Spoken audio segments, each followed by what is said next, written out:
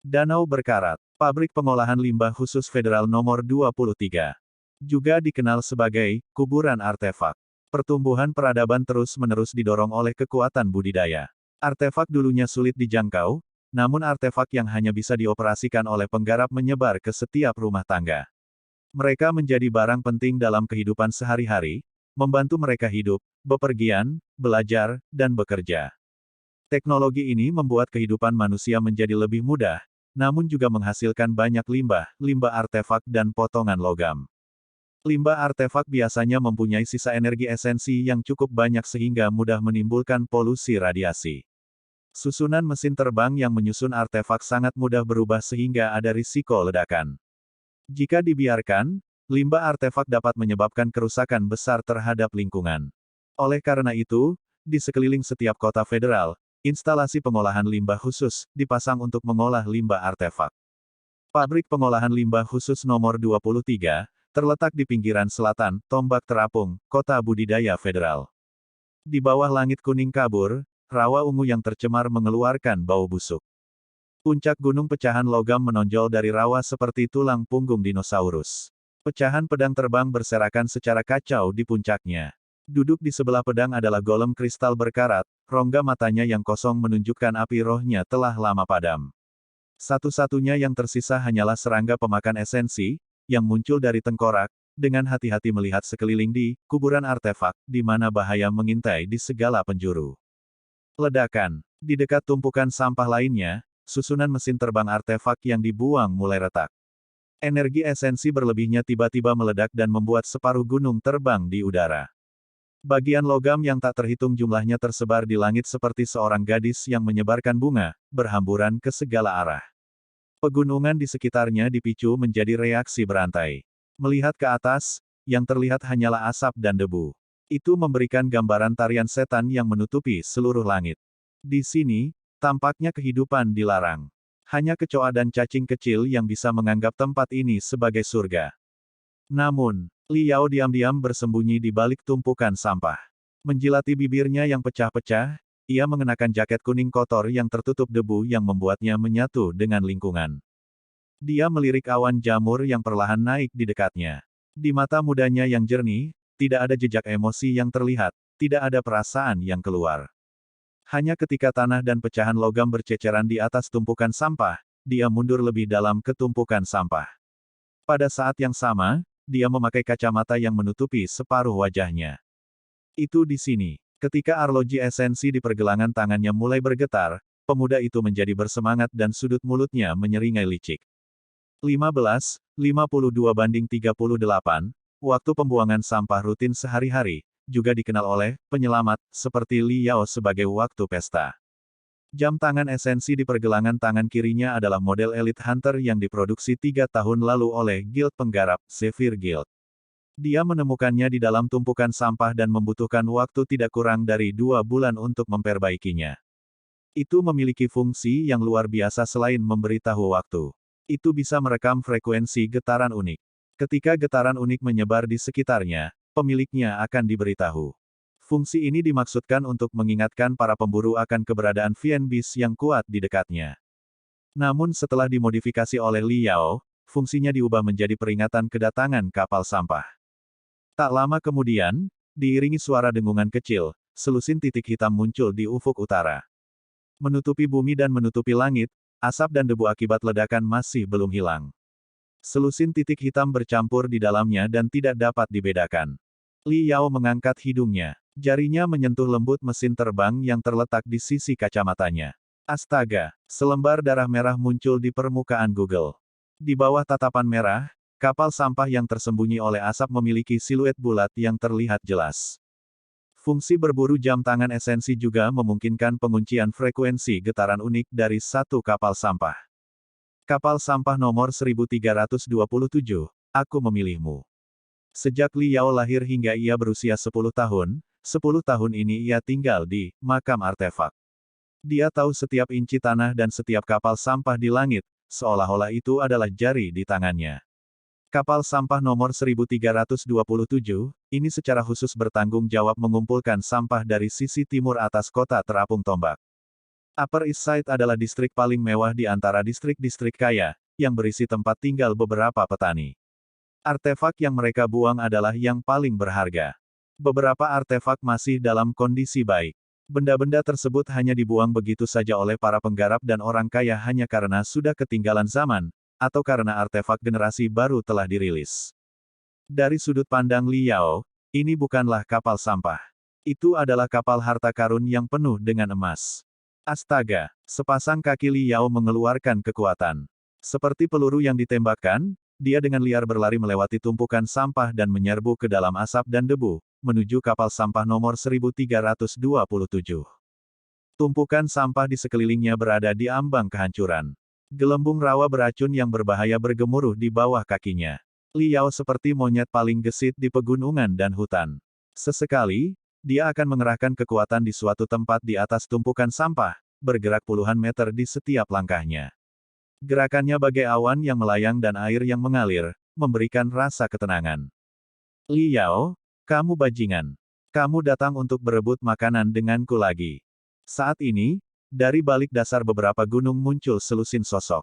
Mereka berpakaian mirip dengan Li Yao, hanya saja mereka tidak memakai kacamata merah canggih dan jam tangan esensi yang dipasang pada Li Yao. Sambil memegang sekop dan tongkat logam, orang-orang ini mendekat dengan agresif. Mereka sama seperti Li Yao. Mereka mengandalkan instalasi pengolahan sampah khusus nomor 23 untuk bertahan hidup sebagai penyelamat sampah. Di mana ada keuntungan, di situ ada persaingan. Limbah artefak yang dibuang dari kapal mungkin hanya menjadi sampah bagi para penggarap eselon atas, namun bagi orang-orang yang berada di anak tangga paling bawah, artefak tersebut mewakili harapan untuk bertahan hidup. Li Yao adalah penyelamat yang telah beradaptasi dengan baik di makam artefak. Tentu saja, ini juga menjadikannya duri terbesar di pihak penyelamat sampah lainnya, duri dalam daging. Sebenarnya, Li Yao tidak peduli untuk akur. Sambil tertawa, pinggangnya tiba-tiba mengeluarkan kekuatan dan tubuhnya berputar dengan cara yang aneh. Tanpa peringatan, dia berbalik 90 derajat, menjauh dari pemuda gemuk dengan alis berkerut yang ada di depannya. Dia memanfaatkan kesempatan itu untuk menggunakan kakinya untuk dengan ganas meluncurkan wajah gemuk itu, mendorong seluruh tubuhnya sejauh 30-40 meter. Fatileng, semua orang di sini untuk membawakan makan malam ke meja. Itu semua tergantung siapa yang lebih cepat. Berat badanmu harus turun. Wajah pemuda gemuk itu memerah, hidungnya hampir tenggelam ke dalam dagingnya yang berlemak. Dia marah sampai mengamuk. Tidak dapat menerima hal ini, dia memerintahkan anak buahnya untuk mengejar dan mereka segera memasuki area yang dipenuhi asap dan debu. Karena ledakan baru saja terjadi, area tersebut menjadi sangat tidak stabil. Lusinan gunung sampah bisa runtuh kapan saja, bahkan menyebabkan kelompok pemuda Fatileng yang jahat tidak punya pilihan lain selain memperlambat langkah mereka dan menatap kosong pada kecepatan kilat Li Yao. Melihat ini, Fatileng mau tidak mau mengeluarkan seteguk air liur. Bajingan ini, dia benar-benar memenuhi reputasi lebih mementingkan uang daripada nyawanya. Ya Tuhan, jika engkau mempunyai mata, semoga petir menyambarnya hingga mati. Sesuai dengan kata-kata itu, segunung sampah meledak di dekat Li Yao. Ribuan bagian logam dan artefak rusak membanjiri seperti arus deras. Itu menjadi kenyataan. Fatileng dan para pemuda terperangah. Mereka benar-benar bingung. Namun, jeritan menembus asap dan debu sambil berseru, "Hitam kecil, selamatkan aku." Sebuah jalan yang lebih dalam dari langit malam, garis hitam melesat seperti kilat dan membuat lubang di banjir logam. Benda itu berkarat, ada bagian pinggirnya yang sobek, dan warnanya benar-benar hitam. Pedang terbang ini memiliki pelindung tangan raksasa berbentuk dua sayap hitam yang memanjang. Li Yao seperti orang tenggelam yang menggenggam sedotan dengan kuat. Dia memeluk pedang terbang itu seumur hidup. Melengkungkan seluruh tubuhnya ke garis hitam, dia menembus ke langit. Di tengah langit, sosok raksasa yang terdiri dari selusin kapal sampah telah muncul. Setiap kapal sampah memiliki panjang ratusan meter dan memiliki sosok bulat montok seperti penyu mitologis yang menopang bumi. Di atas setiap cangkang penyu, diukir puluhan ribu mesin terbang, semuanya tersusun rapat. Mereka berkedip-kedip dengan cahaya esensi dalam 5 warna cerah, membantu makhluk raksasa berbobot lebih dari 10.000 ton itu melawan efek gravitasi. Menabrak penyu raksasa, membuka lubang di perutnya satu demi satu. Keluarlah hujan pecahan logam dan pecahan artefak yang menutupi langit, menghantam bumi tanpa henti. Dalam sekejap, energi esensi dalam seluruh bidang terganggu dan terguncang. Situasi berbahaya telah dipicu. Bahkan kapal sampah seberat lebih dari 10.000 ton berguncang ke kiri dan ke kanan di tengah gelombang energi esensi. Di bawah turbulensi yang hebat, mereka tidak punya pilihan selain menggunakan seluruh kekuatan mereka untuk berpisah satu sama lain, dengan harapan dapat mengurangi kerusakan. Kelompok Fatileng terlebih lagi tidak berani mendekat secara gegabah. Mereka takut terjebak dalam kekacauan. Liao masih mengendarai pedang terbang hitam itu, berlari cepat menembus gelombang energi esensi. Penampilannya sangat buruk, tapi dia bergerak dengan gesit seperti ikan lumpur. Tentu saja, dia tidak berani menghadapi langsung amukan ombak dan badai laut. Sebaliknya, dia mengandalkan pengalaman bertahan hidup selama lebih dari 10 tahun, berusaha menemukan area di mana gelombang energi esensi saling mengganggu secara destruktif dan membatalkan ketenangan, semata-mata demi sedekat mungkin dengan lokasi limbah artefak yang dibuang. Paviliun yang paling dekat dengan air adalah yang pertama berjemur di bawah sinar bulan. Akhirnya, setelah hampir 10 menit membuang, kapal sampah mengeluarkan suara gemuruh seperti raksasa. Mereka mengubah arah, dengan malas kembali ke rumah. Asap dan debu berangsur-angsur hilang juga. Fatileng baru saja naik ke pusat pembuangan sampah besar-besaran. Dia langsung melihat Liao duduk dengan nyaman di atas tumpukan sampah yang baru dibuat, menatapnya dengan senyum berseri-seri. Sial, wajah Fatileng gemetar karena marah, tapi hatinya kacau. Liao memilih gunung sampah ini dengan cukup cerdik. Itu bukan yang terbesar, dan tampaknya juga bukan bahan yang paling melimpah. Masih ada lusinan tumpukan sampah di sekelilingnya, semuanya berisi artefak-artefak terbuang yang tak ternilai harganya. Adapun penyelamat, ada lebih dari dua pihak ini.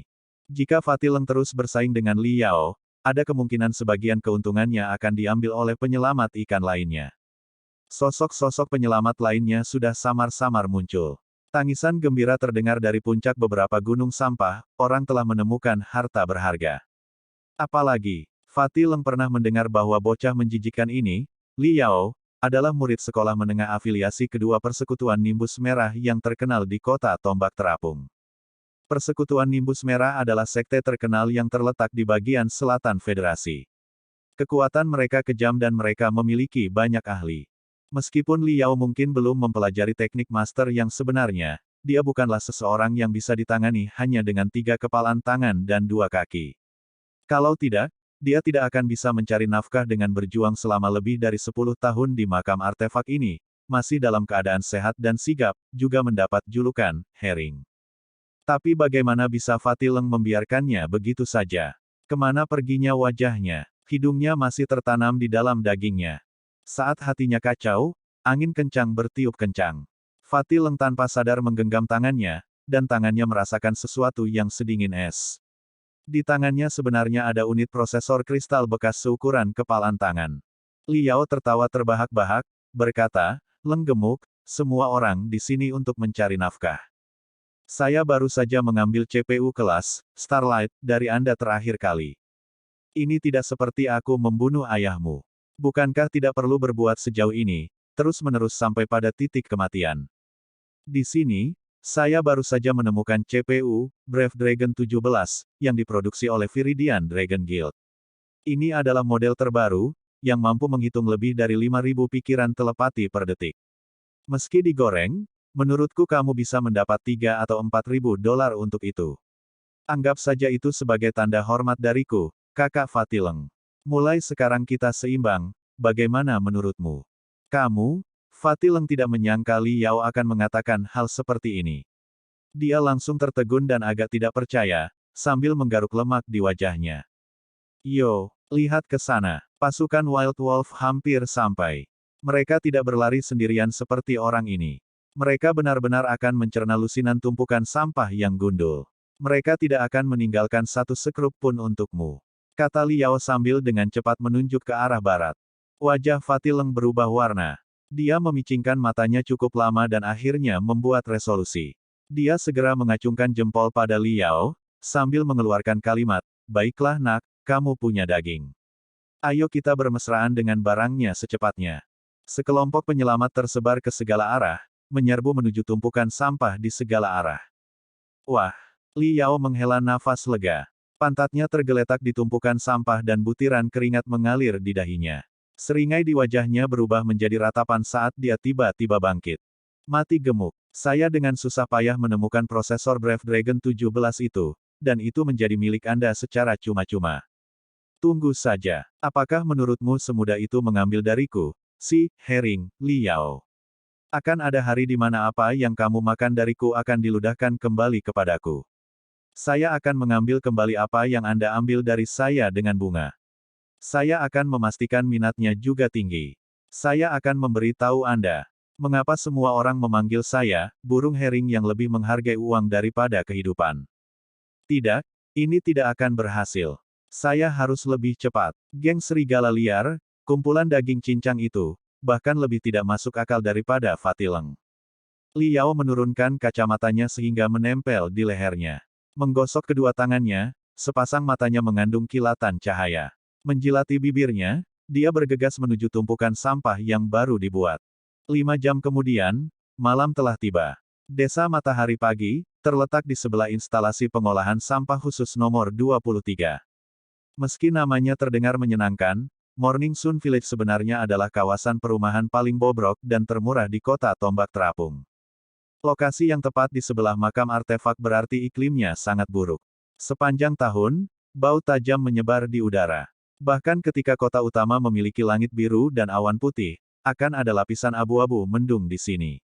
Dari 19 kawasan sewa tempat tinggal di kota Terapung Tombak, kawasan ini memiliki kualitas hidup paling rendah.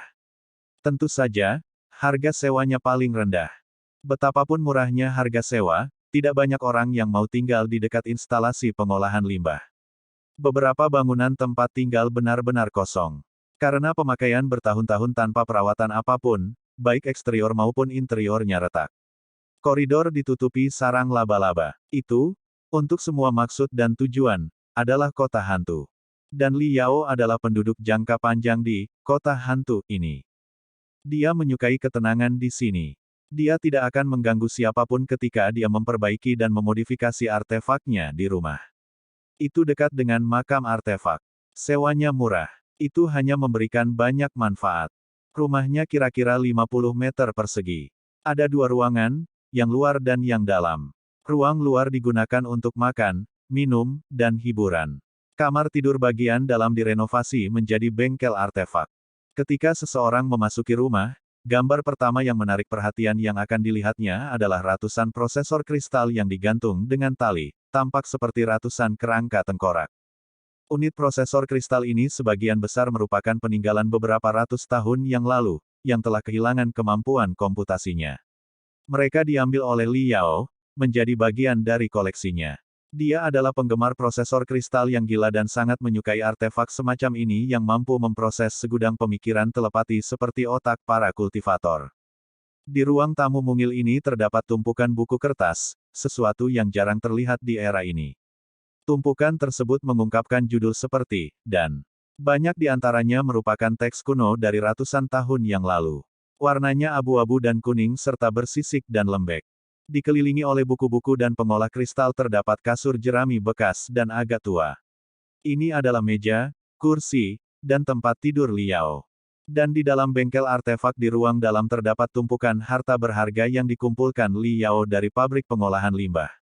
Ada pedang terbang berkilauan, jimat dengan kaligrafi mistis tergambar di atasnya, dan ramuan dengan aroma yang sangat menyenangkan.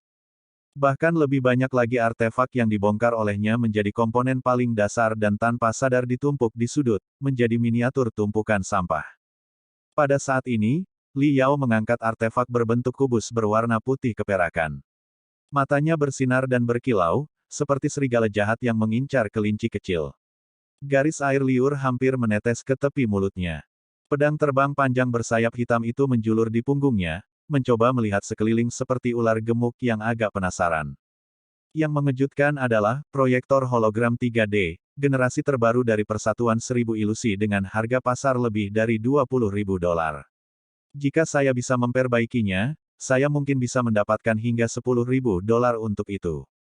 Si hitam kecil, kali ini kita sukses besar. Liao tidak bisa menahan diri untuk tidak mengeluarkan peluit panjang. Pedang terbang hitam itu mengeluarkan suara mencicit. Dua lembar sayapnya terbang ke atas dan ke bawah, seolah menari kegirangan. Tanpa diduga, ia menunjukkan tanda keserakahan yang sama dengan pemiliknya.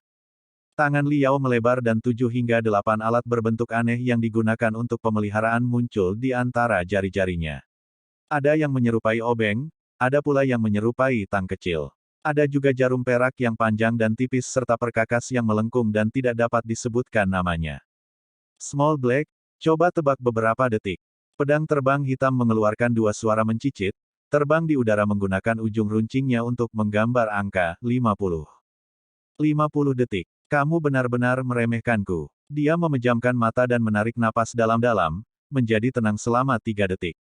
Setelah membuka matanya, keserakahan dan kegembiraan di matanya menghilang tanpa jejak. Bagaikan sumur kuno yang tak bergerak, yang tersisa hanyalah rasa percaya diri yang dingin dan jernih. Sepasang tangan Liao tiba-tiba bergerak. 10 jari berubah menjadi 10 jalur cahaya yang mengalir, menyelimuti artefak putih keperakan itu sepenuhnya. Pada awalnya, jika seseorang melihat lebih dekat, samar-samar mereka dapat melihat arah dan gerakan ujung jarinya. Namun tak lama kemudian, hanya awan fluoresensi yang menyilaukan yang dapat terlihat. Di dalam fluoresensi terdengar suara gemerisik. Setengah menit kemudian, fluoresensi bergetar dan suara gemerisik menghilang. Ratusan bayangan mundur kembali ke asalnya. Sepasang mata Liao masih tertuju pada posisi aslinya, tidak melakukan gerakan sekecil apapun. Sedangkan untuk artefak berwarna putih keperakan, proyektor hologram 3D, telah dibongkar oleh Liao menjadi 425 bagian dasar. 39 detik, dan selesai. Liao berseru kemenangan, mengedipkan mata dengan bangga pada pedang terbang hitam itu. Kemudian, ia mulai belajar dengan konsentrasi penuh. Cek-cek, proyektor hologram model terbaru dari Tousan Illusion Guild ini benar-benar hebat. Komposisi yang rumit, keseimbangan esensi ibarat karya alam. Bagian yang paling menakjubkan adalah chip kristal utama ini seukuran kuku jari tangan, tapi entah bagaimana lebih dari 300 mesin terbang terukir pada chip kristal ini, semuanya bekerja bersama-sama satu sama lain untuk membentuk lebih dari 20 susunan mesin terbang, itu hanyalah sebuah karya seni. Tangan Liao memegang kaca pembesar, dengan hati-hati mengamati keping kristal utama yang diekstraksi.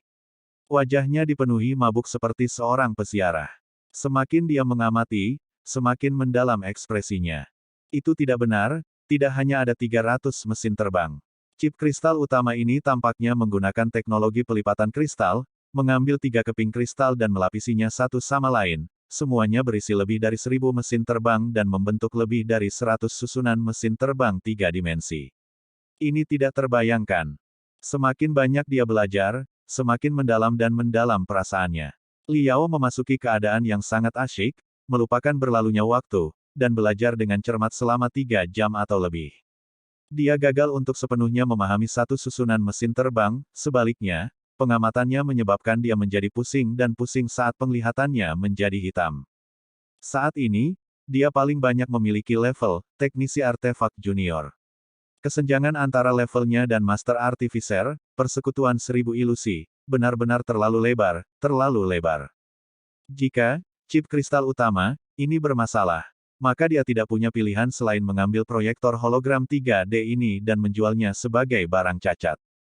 Untungnya, setelah menggunakan alat cadangan esensi untuk menyuntikkan energi esensi, Liao menemukan bahwa energi esensi mengalir dengan lancar di chip kristal utama. Sirkuit esensinya jelas, susunan mesin terbangnya stabil, dan tidak ada anomali. Setelah diperiksa dengan cermat, ia menemukan bahwa masalahnya berasal dari saluran kristal. Anomali fluktuasi energi esensi telah menyebabkan saluran kristal ini terbakar.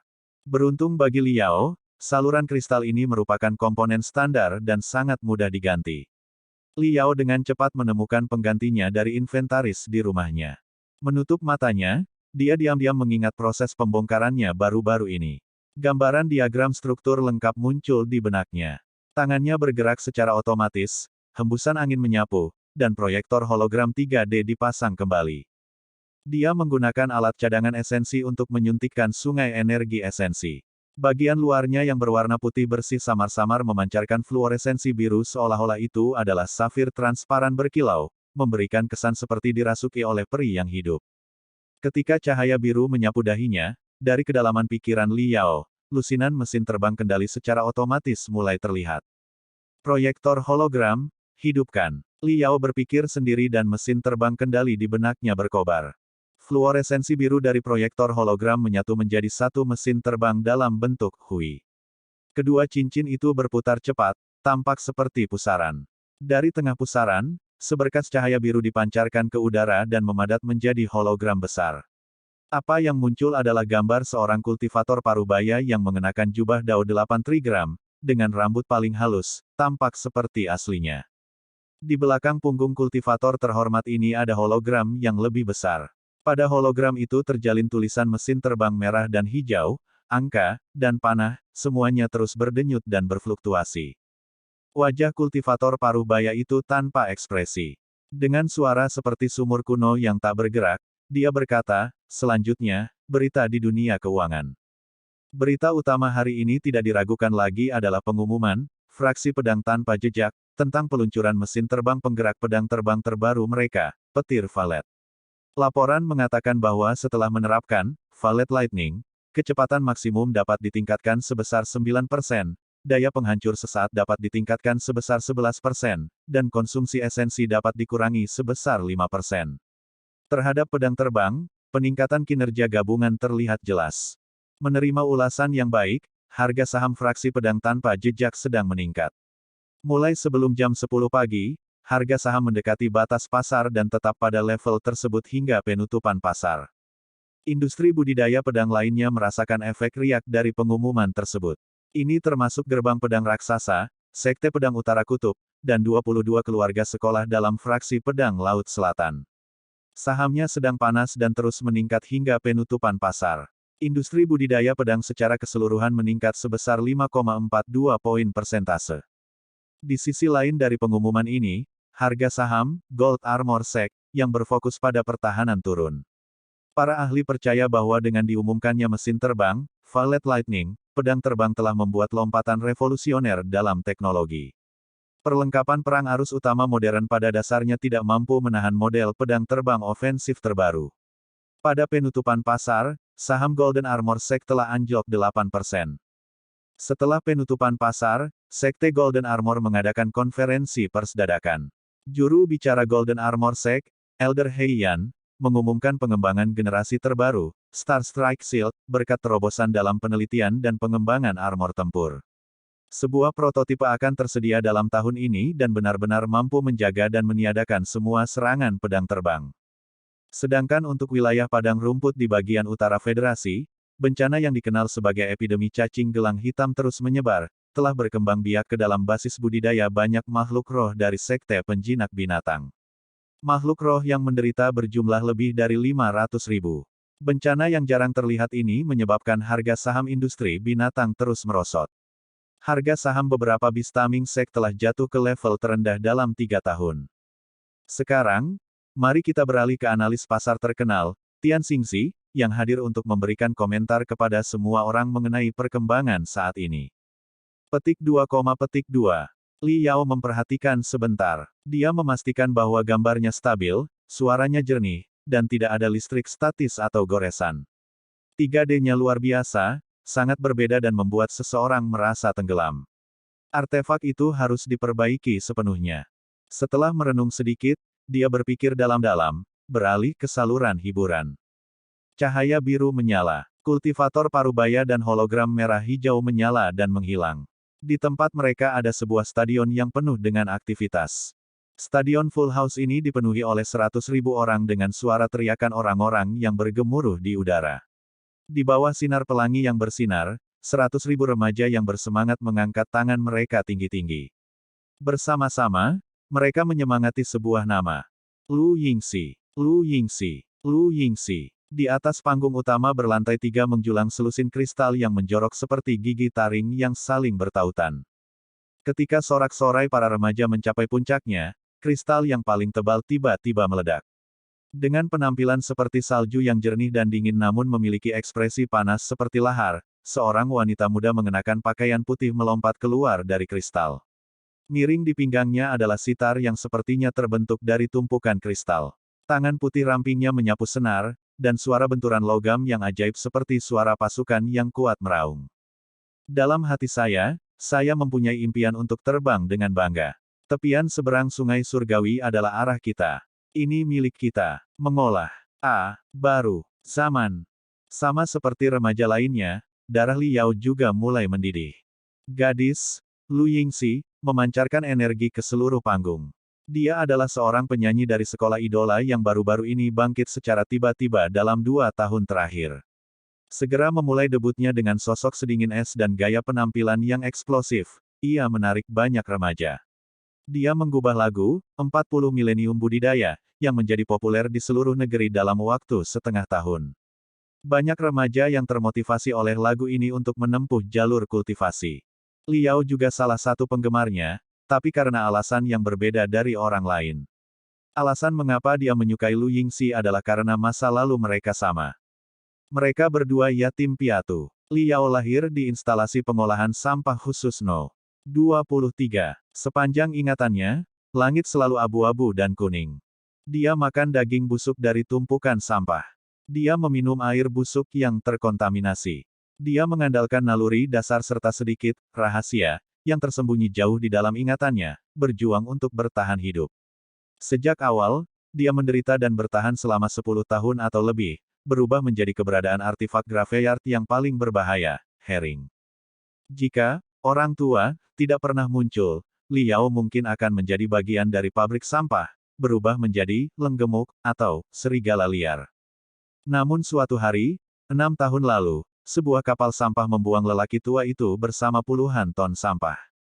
Liao merasa kasihan dan menyeret lelaki tua yang penuh bekas luka itu kembali ke rumah. Sejak saat itu, takdirnya berubah total. Orang tua itu tidak pernah membicarakan masa lalunya. Liao hanya mengetahui dengan pasti bahwa dia adalah seorang ahli modern artefak yang sangat terampil.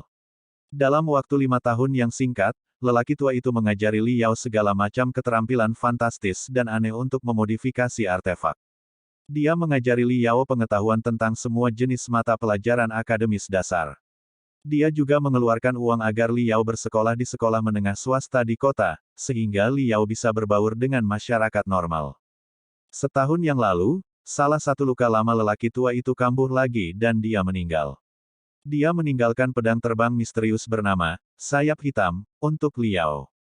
Orang tua itu berkata sayap hitam adalah senjata aneh yang dia coba pelajari selama setengah hidup tanpa hasil.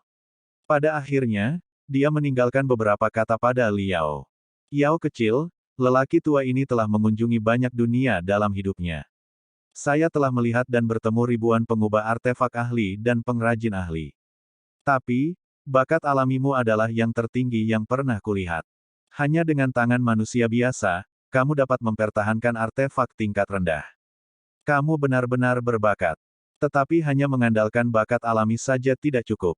Dengan hanya mengandalkan bakat seseorang, kamu hanya akan mampu mempertahankan artefak tingkat rendah, artefak sipil.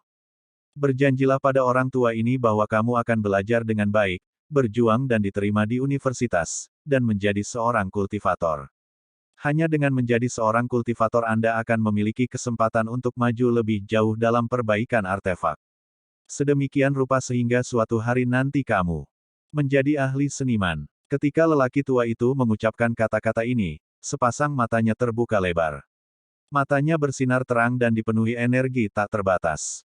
Ingatan ini masih segar di benak Liao. Seorang Master Artificer, bagian dari lingkaran kultivator, salah satu profesi paling bergengsi. Dia tidak tahu apakah dia akan mengecewakan orang tua itu.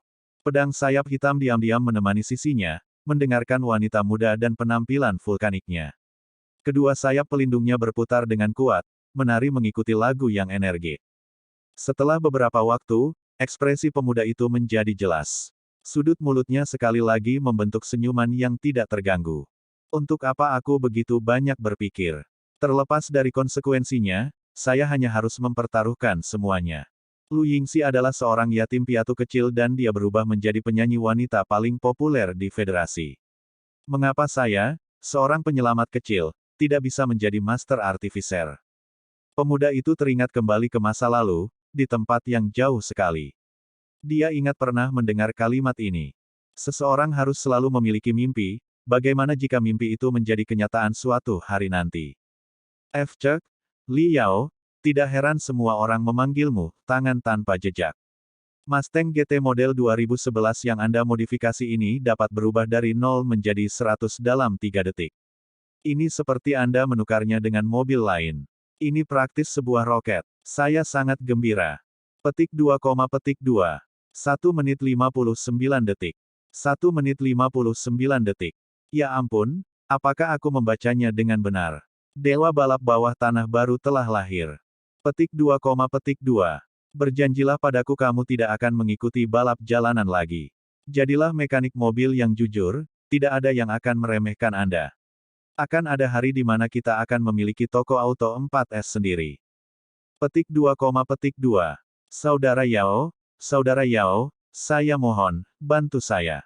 Melambung untuk terakhir kalinya. Selain Anda, siapa lagi yang mampu mencatatkan waktu 1 menit 59 detik di lintasan ini?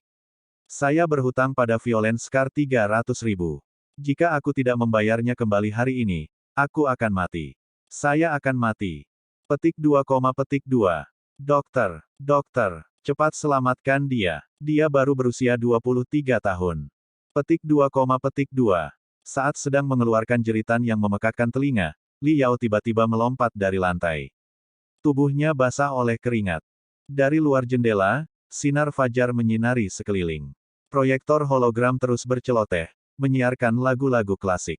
Pemuda itu, seperti boneka, tidak bernyawa selama setengah menit, dia perlahan-lahan melepaskan diri dari mimpi buruk yang benar-benar realistis. Mimpi buruk ini adalah rahasia terdalamnya. Bahkan orang tua itu tidak pernah diberitahu tentang hal itu. Sejak pertama kali dia bisa mengingatnya, dia akan mengalami mimpi aneh yang sama setiap beberapa hari. Itu seperti suatu masa dari sebuah kenangan, yang tidak mungkin untuk dilupakan. Dalam mimpi aneh ini, namanya masih bernama Li Yao, namun ia memiliki kehidupan yang sama sekali berbeda. Dia berada di dunia yang benar-benar aneh, di tempat yang disebut toko mobil, 4S, bekerja sebagai mekanik mobil. Dan pada malam hari di bawah kota dengan lampu pelangi yang aneh, dia menjadi bagian dari lingkaran balap jalanan bawah tanah, sebagai ahli model dan pembalap mobil yang sangat terampil. Gemuruh setiap mesin memicu adrenalin di malam hari. Dia melonjak, membuat rekor yang mengejutkan, sampai dia melonjak hingga kematiannya. Berulang kali dia mati di dunia mimpi itu. Meskipun ini adalah pengalaman yang penuh dengan penderitaan, Li Yao sebenarnya tidak membencinya. Sebaliknya, dia agak senang.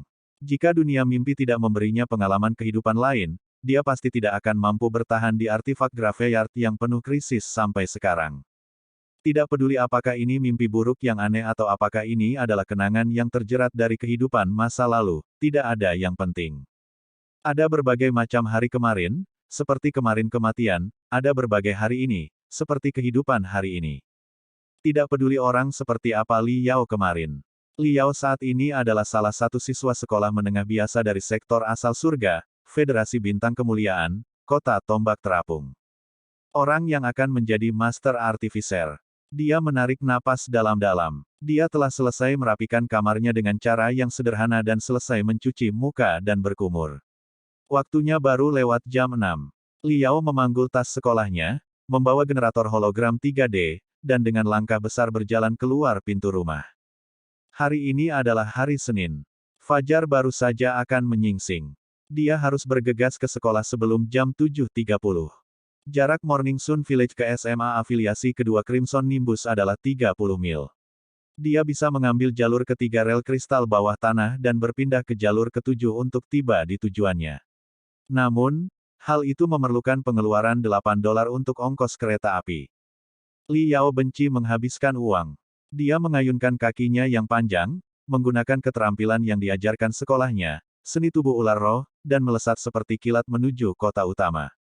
Saat ini, matahari pagi baru saja terbit dan cahaya warna-warni matahari terbit tak terbatas, itu adalah fajar yang penuh dengan energi roh. Dari jauh, kota Tombak Terapung tampak seperti binatang raksasa yang terbangun. Setiap sekte besar melepaskan dan menyebarkan kekuatan mereka, memancarkan sinar pelangi yang cerah. Banyak pembudidaya melayang di udara. Memanfaatkan transisi antara malam dan siang, mereka menyerap dan memancarkan esensi matahari dan cahaya bulan. Tubuh mereka berputar dan melingkar dalam bentuk tulisan mesin terbang bercahaya 8 angka. Di sisi beberapa orang ada burung bangau abadi dan burung gagak api. Meteor mengorbit di sekitar. Suara-suara yang besar dan sangat kuat dihasilkan. Secara keseluruhan, mereka tampil mendominasi. Sebuah pesawat terapung berskala besar terseret di sepanjang ekor yang berapi-api, dengan lamban bergerak maju di tengah langit. Ekor berapi-api itu terjalin dengan langit biru dan awan putih, menjadi jaring esensi. Pesawat ulang-alik pribadi yang halus dan indah terus-menerus menembus jaring, mengeluarkan peluit yang terdengar indah. Ini tepatnya pagi hari tombak terapung kota budidaya federal. Liao memantul dan memantul seperti pegas yang disimpan dengan energi besar. Dengan setiap langkah, dia melompat lebih dari 20 meter.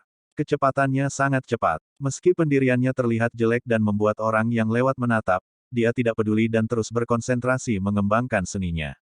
Hanya dalam waktu setengah jam, dia sampai di sekolahnya. Kabut putih berputar di atas kepalanya dan di punggungnya ada lapisan garam putih murni yang dihasilkan dari keringat. Dia tidak langsung masuk ke gerbang sekolah. Tubuhnya berkedip dan dia melompat ke gang miskin di sebelah sekolah. Jauh di dalam gang kecil ini tergantung papan nama toko yang berkarat. Di atasnya tertulis 5 kata, toko barang bekas Wang Tua. Di bawah ini ada deretan kata-kata kecil yang padat, menghususkan diri dalam semua jenis artefak bekas, juga menyediakan modding artefak, penyempurnaan armor tempur, pelatihan binatang ajaib, pemeliharaan mesin terbang, upacara biara, dan layanan profesional lainnya. Seolah mengetahui bahwa Liao akan tiba, sebuah jendela terbuka dan memperlihatkan kepala botak besar. Itu adalah orang tua yang bermata licik. Tadi malam aku kehilangan 2 kartu remi besar. Saya hanya memikirkan bagaimana menjelaskan masalah ini kepada istri saya, tetapi Dewa Kekayaan langsung mampir. Setan kecil, barang bagus apa yang kamu bawakan untuk kakek lamamu kali ini? Orang tua itu tersenyum sinis. Simpan itu. Biarpun celana dalammu hilang, jangan kira aku akan menurunkan hargaku.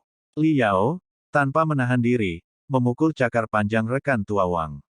Dia ragu-ragu sejenak dan meskipun itu menyebabkan dia kesakitan secara emosional, dia tetap mengeluarkan dan menyerahkan proyektor hologramnya. Sebagian besar dari dirinya ingin memegang perangkat itu sehingga dia dapat mempelajari lebih lanjut teknologi chip kristal lipat 3 lapis, tetapi ketika semua sudah dikatakan dan dilakukan, emas dan perak asli lebih penting. Belajar di sekolah menengah swasta itu mahal. Untuk berkultivasi, orang harus membeli pil esensi dan peralatan tambahan, berlomba untuk meningkatkan kemampuan membunuh mereka. Apapun yang terjadi, di akhir tahun, miskin dalam pendidikan dan kaya dalam kekuatan bela diri juga sah dalam menuju jalan budidaya, yang membutuhkan tumpukan perak putih yang bersinar untuk menyelesaikannya. Ini benar-benar barang bagus. Jelas sekali bahwa Wang Tua mengetahui barang-barangnya.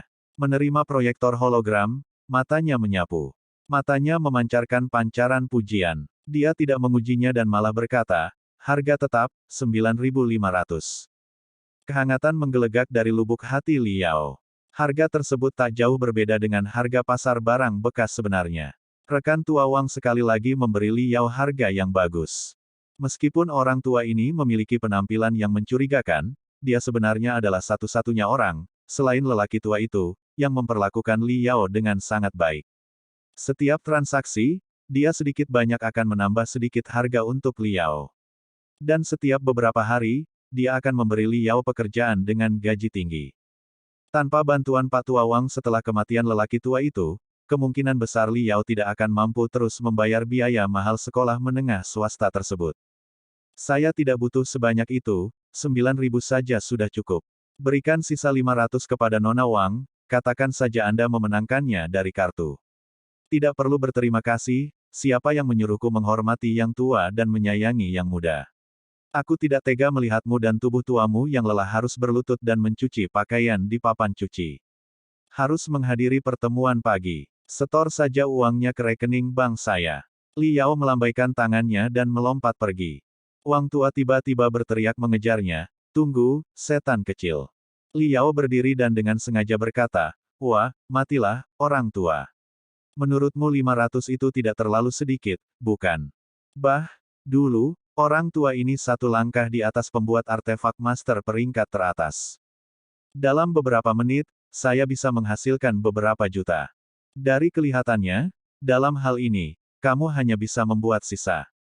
Orang tua ini ingin memberitahu Anda bahwa ujian universitas akan diadakan 100 hari lagi. Anda, anak muda, harus mengambilnya dengan benar dan diterima di universitas yang bagus. Jangan percaya bahwa Anda sudah memiliki keterampilan memperbaiki artefak dan tidak mengetahui besarnya langit dan bumi. Dunia ini besar dan Anda akan menyadarinya ketika Anda masuk universitas. Di hadapan Master Artificer sejati, kemampuanmu saat ini tidak ada artinya. Rekan tua Wang marah.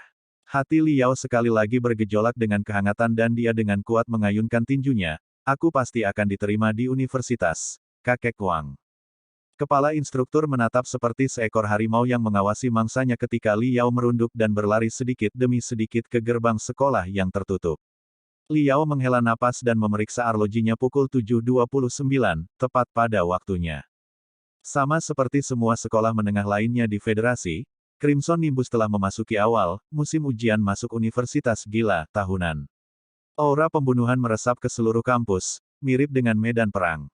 Tepat melalui pintu masuk gerbang sekolah menjulang sebuah hologram raksasa di tengahnya. Di atasnya ada beberapa kata. Waktu hingga ujian masuk, 99 hari 18 jam 32 menit dan 57 detik. Angka-angka pada hologram berdenyut dan berubah setiap detik. Perubahannya kecil, tetapi memberikan tekanan yang besar kepada kandidat ujian. Di kedua sisinya ada beberapa baris slogan.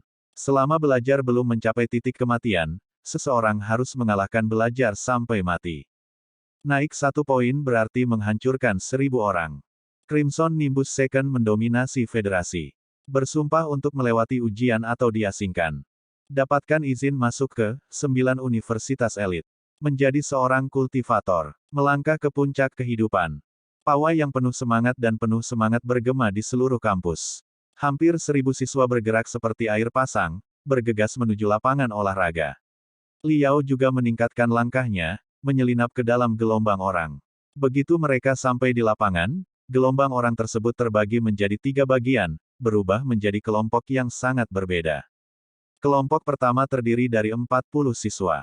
Semuanya mengusung penampilan bermartabat dengan ciri-ciri tampan yang tampak terpahat secara alami.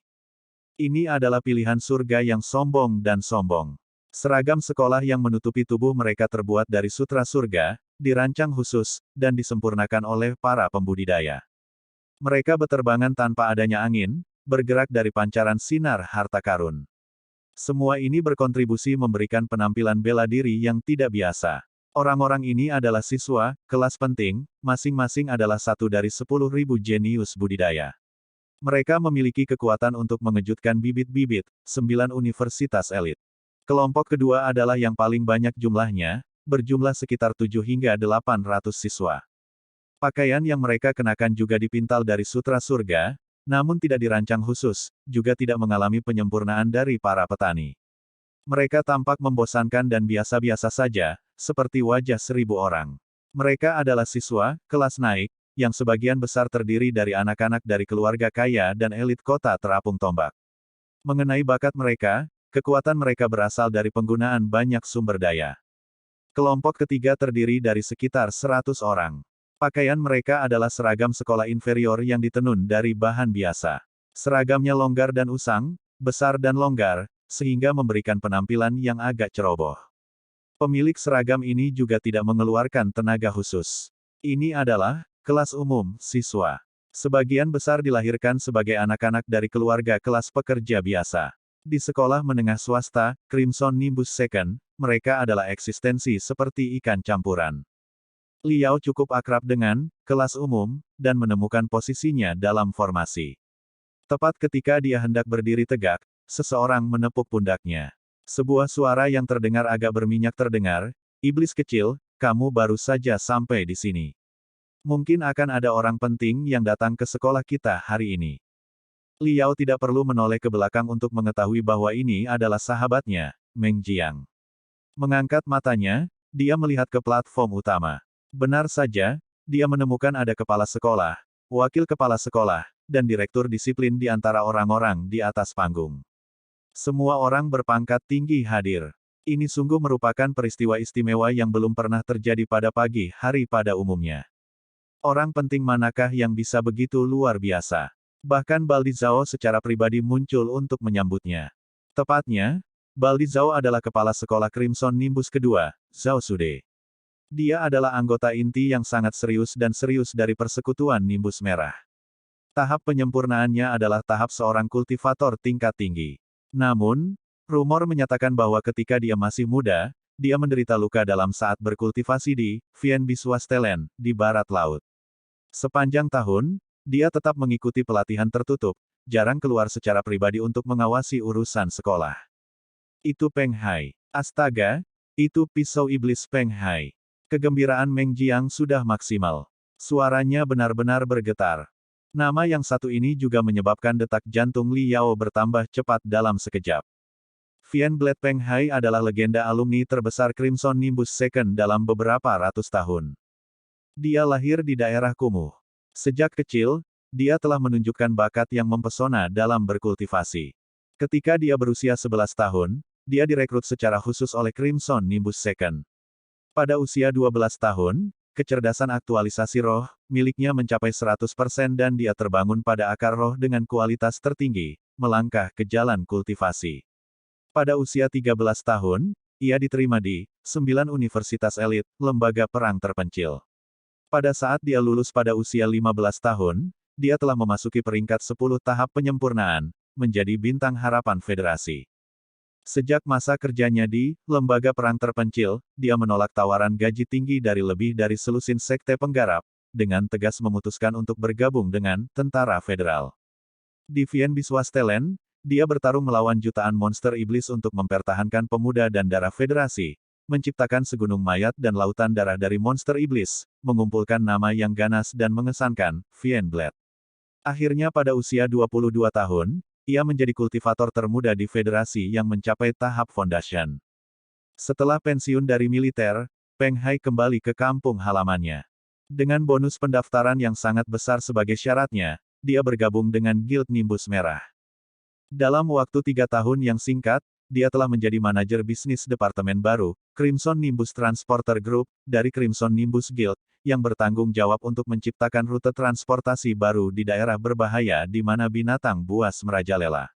Selain gajinya yang luar biasa, dikatakan bahwa dia juga memiliki sebagian besar saham di Crimson Nimbus Transporter Group, yang menerima segunung emas dan perak setiap tahun hanya dari dividen.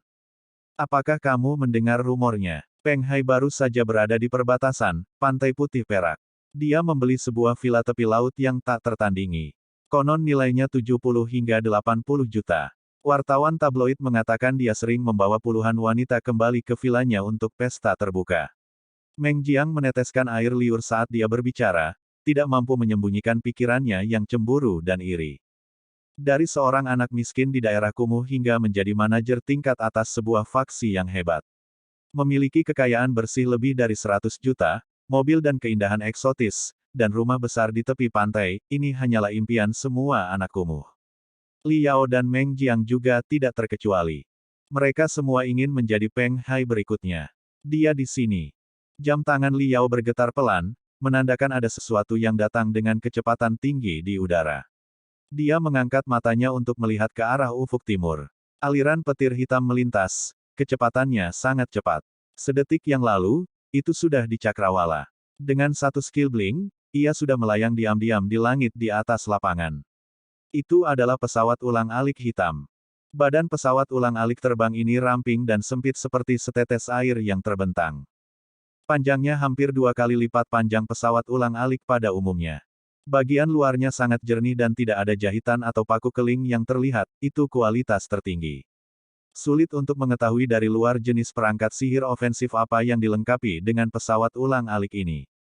Namun, tersembunyi di balik pancaran cahaya hitamnya sebenarnya adalah udara berbahaya yang menyebabkan denyut nadi orang terhenti. Itu adalah niat membunuh yang sepertinya menolak dibatasi pada ruang dan menyebabkan ribuan siswa SMA secara bersamaan merasa terkekang.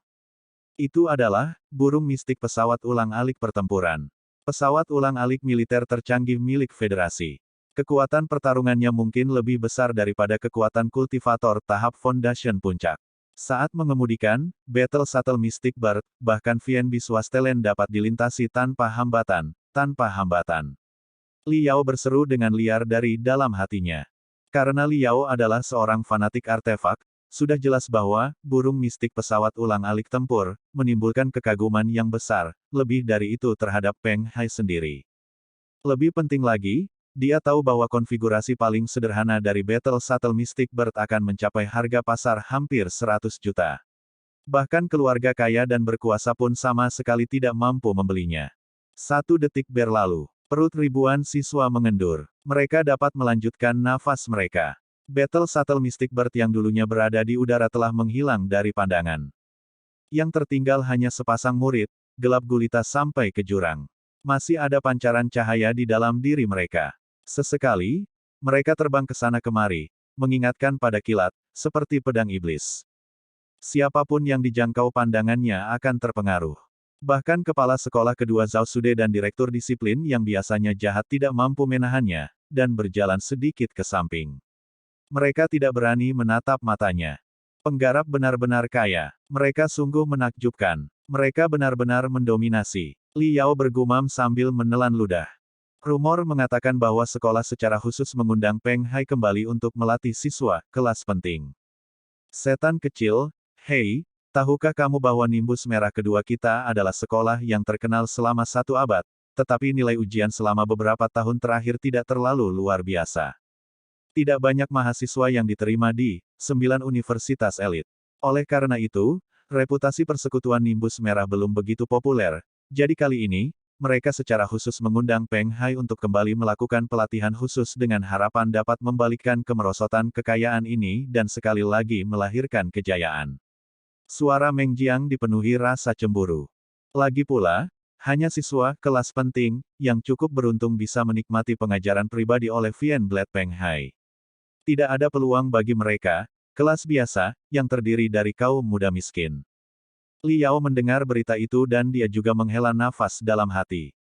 9 universitas elit, memiliki pengetahuan batin federasi yang paling mendalam. Sumber dayanya berlimpah, dan ke-9 institusi ini memiliki jumlah pakar tingkat tinggi terbanyak. Dari sekian banyak sekolah di federasi, inilah impian terbesarnya. Perguruan tinggi biasa belum tentu menempatkan pembinaan para penggarap sebagai tujuan utama mereka. Bahkan jika seorang siswa memiliki bakat alami yang tinggi, tidak peduli seberapa keras mereka berusaha, tidak peduli seberapa banyak keberuntungan yang mereka temui, kemungkinan untuk menjadi seorang kultivator tidak melebihi 1 dari 10.000. Namun, 9 universitas elit mendapat dukungan dari banyak sekte kultivator. Mereka menghususkan diri dalam membina para pembudidaya sebagai tujuan mereka. Selama seseorang diterima di 9 universitas elit, ia akan memiliki peluang 30% untuk menjadi seorang kultivator, melangkah ke puncak kehidupan. Untuk menjadi seorang master artificer, seseorang harus menjadi seorang kultivator terlebih dahulu. Dan untuk menjadi seorang kultivator, seseorang harus lulus ujian masuk universitas di 9 universitas elit terlebih dahulu. Liao selalu menganggap ini sebagai tujuannya untuk diperjuangkan, namun dari awal hingga akhir, bakat bawaannya berada dalam posisi yang kurang menguntungkan, tidak mampu ditebus. Jarak menuju mimpinya tampak semakin jauh. Dengan kekhawatiran ini dalam pikirannya, antusiasme Liao agak berkurang, bahkan menyebabkan dia tidak mendengar apa yang dibicarakan di atas panggung. Waktu seorang kultivator sangat berharga. Vian Blade Peng Hai tidak berbicara terlalu lama dan kepala sekolah Zhao Sude segera mengumumkan akhir dari pertemuan pagi. Peng Hai dikawal oleh pemuda arogan dari kelas penting yang dipilih oleh surga dan pergi. Jadi, antusiasme siswa kelas Ascending dan Kamen pun bubar saat mereka berjalan berdua dan bertiga menuju gedung sekolah. Dan dengan itu, pembelajaran hari ini resmi dimulai. Karena para siswa saat ini sedang belajar untuk ujian masuk perguruan tinggi, mata kuliah apapun yang seharusnya diambil sudah lama diselesaikan. 100 hari terakhir ini terutama untuk mengisi kekosongan dan mengikuti segala macam tes. Pada suatu pagi tertentu setiap minggunya ada simulasi ujian yang sangat penting. Di bawah desakan para guru yang tidak sabar, Liao menarik napas dalam-dalam dan melangkah ke ruang ujian, yang ditandai dengan nomor muridnya. Pintu kamar tertutup rapat dan seluruh dunia menjadi sunyi senyap. Meskipun saya tidak menerima tip pribadi dari Peng Hai, saya masih perlu mengikuti tes ke 9 universitas elit. Jika saya memberikan segalanya, apa yang harus saya takuti? Li Yao mengepalkan tangannya dengan tegas. Berbunyi, berbunyi, berbunyi. Di bagian dalam ruang pemeriksaan muncul hologram, yang di atasnya ada nomor yang dicentang. Saat ini, sedang menghitung mundur. Saat mencapai titik nol, sebuah suara tanpa emosi, seperti sumur kuno, terdengar, pemeriksaan telah dimulai. Persiapkan dirimu, murid. Sebagai tanggapan, ribuan mesin terbang misterius yang diukir di bagian dalam ruang pemeriksaan menyala secara bersamaan. Li Yao hanya melihat pemandangan di depan matanya bermekaran dengan bintang-bintang yang berputar dan terbang, telah muncul di tengah-tengah gurun berwarna merah kecoklatan. Tanah terasa panas dan kakinya terasa kesemutan. Udaranya tebal hingga hampir membeku, rasanya seperti ada handuk basah yang melilit tubuh seseorang yang tidak bisa dilepaskan. Kadang-kadang, hembusan angin panas bertiup membawa serta bau darah yang menyengat. Dari segala arah terdengar ratapan samar dan lolongan serigala. Itu terlihat jelas di panca indera, seolah-olah seseorang benar-benar berdiri di dunia ini, ditempatkan di medan roh jahat yang mematikan. Meskipun demikian, Li Yao tahu bahwa ini adalah tanah ilusi besar, yang bermetamorfosis oleh ruang pemeriksaan. Waktu adalah hal yang sangat penting. Dia menenangkan diri dan melaju ke depan, mengikuti arah simbol panah tembus pandang di langit. Lari lintas alam jarak jauh 50 km. Itu adalah salah satu kursus dasar federasi yang dirancang dengan tujuan untuk membedakan para elit dari pemuda lainnya, dengan harapan suatu hari nanti mereka akan menjadi kultivator. Jalan itu penuh dengan bahaya dan penuh dengan jebakan. Benar saja, ketika Li Yao melewati gundukan tanah yang agak menggembung, gundukan tanah itu pecah, mengeluarkan pecahan batu yang tak terhitung jumlahnya. Di tengah-tengah pecahan batu itu ada sepasang serigala pasir berwarna kuning. Spesies binatang iblis-iblis ini lebih besar dari serigala liar biasa. Tulang belakang mereka menonjol tinggi dan di atasnya tumbuh kelainan, kepala kecil. Itu adalah bentuk mutasi dari binatang iblis tingkat rendah, serigala pasir. Selain memiliki keunggulan dalam kamuflase di bukit pasir, mereka juga memiliki tingkat kecerdasan yang tinggi. Itu adalah lawan yang sangat merepotkan bagi seorang siswa SMA. Namun bagi Li Yao, yang telah bertahan di makam artefak peralatan sihir selama 18 tahun sebagai burung herring, mengamati setiap inci sekelilingnya sudah menjadi nalurinya. Kamuflase kedua serigala pasir agak ceroboh, dan dia telah mengetahuinya sejak awal. Sikap beruang yang mengerikan. Tanpa ragu, kedua serigala pasir itu menerkam ke udara. Sepasang kaki Li Yao diluncurkan, tubuhnya melengkung menjadi bola, dan bahunya merosot. Penampilannya seperti beruang yang mengamuk dan menabraknya dengan keras. Waktu yang dia pilih sangat tepat. Saat itulah penerbangan sepasang serigala telah mencapai puncaknya. Kekuatan para serigala telah habis tanpa ada tempat untuk meminjam kekuatan dan, lebih jauh lagi, tidak mampu mengubah arah. Mereka diserang langsung oleh Li Yao. Patah. Sepasang serigala pasir sangat licik, tetapi tubuh mereka rapuh, dirancang terutama untuk menyergap musuh yang tidak menaruh curiga, bukan melawan lawan secara langsung. Dalam satu kali serangan, tulang belakang mereka dipatahkan oleh sikap beruang mengerikan yang dilancarkan Li Yao. Mereka bangkit kembali menuju lubang pasir mereka. Li Yao mencibir dan meluncur ke depan. Dia mengulurkan cakarnya seperti ujung pisau, dengan kuat meraih kepala kecil di punggung serigala pasir. Cakar baja elang. Kepala serigala hancur dalam sekejap. Sepasang serigala pasir mengeluarkan jeritan darah dan mati. Dari kehampaan terdengar suara, ding-ding, yang manis. Itu adalah ruang pemeriksaan yang menghitung skor Li Yao atas pembunuhannya. Li Yao merasa senang di hatinya. Kumpulan keterampilan yang dia gunakan berturut-turut berasal dari seni bela diri dasar kurang dari lebih besar dari. Minimal, dia akan mendapatkan 10 poin untuk dirinya sendiri. Dia tidak terburu-buru dengan tidak sabar melainkan menyeret mayat kedua serigala pasir keluar dari lubang pasir. Di sekelilingnya, dia menemukan sebuah batu yang cukup tajam, dan dengan itu, dia membelah perut binatang iblis itu.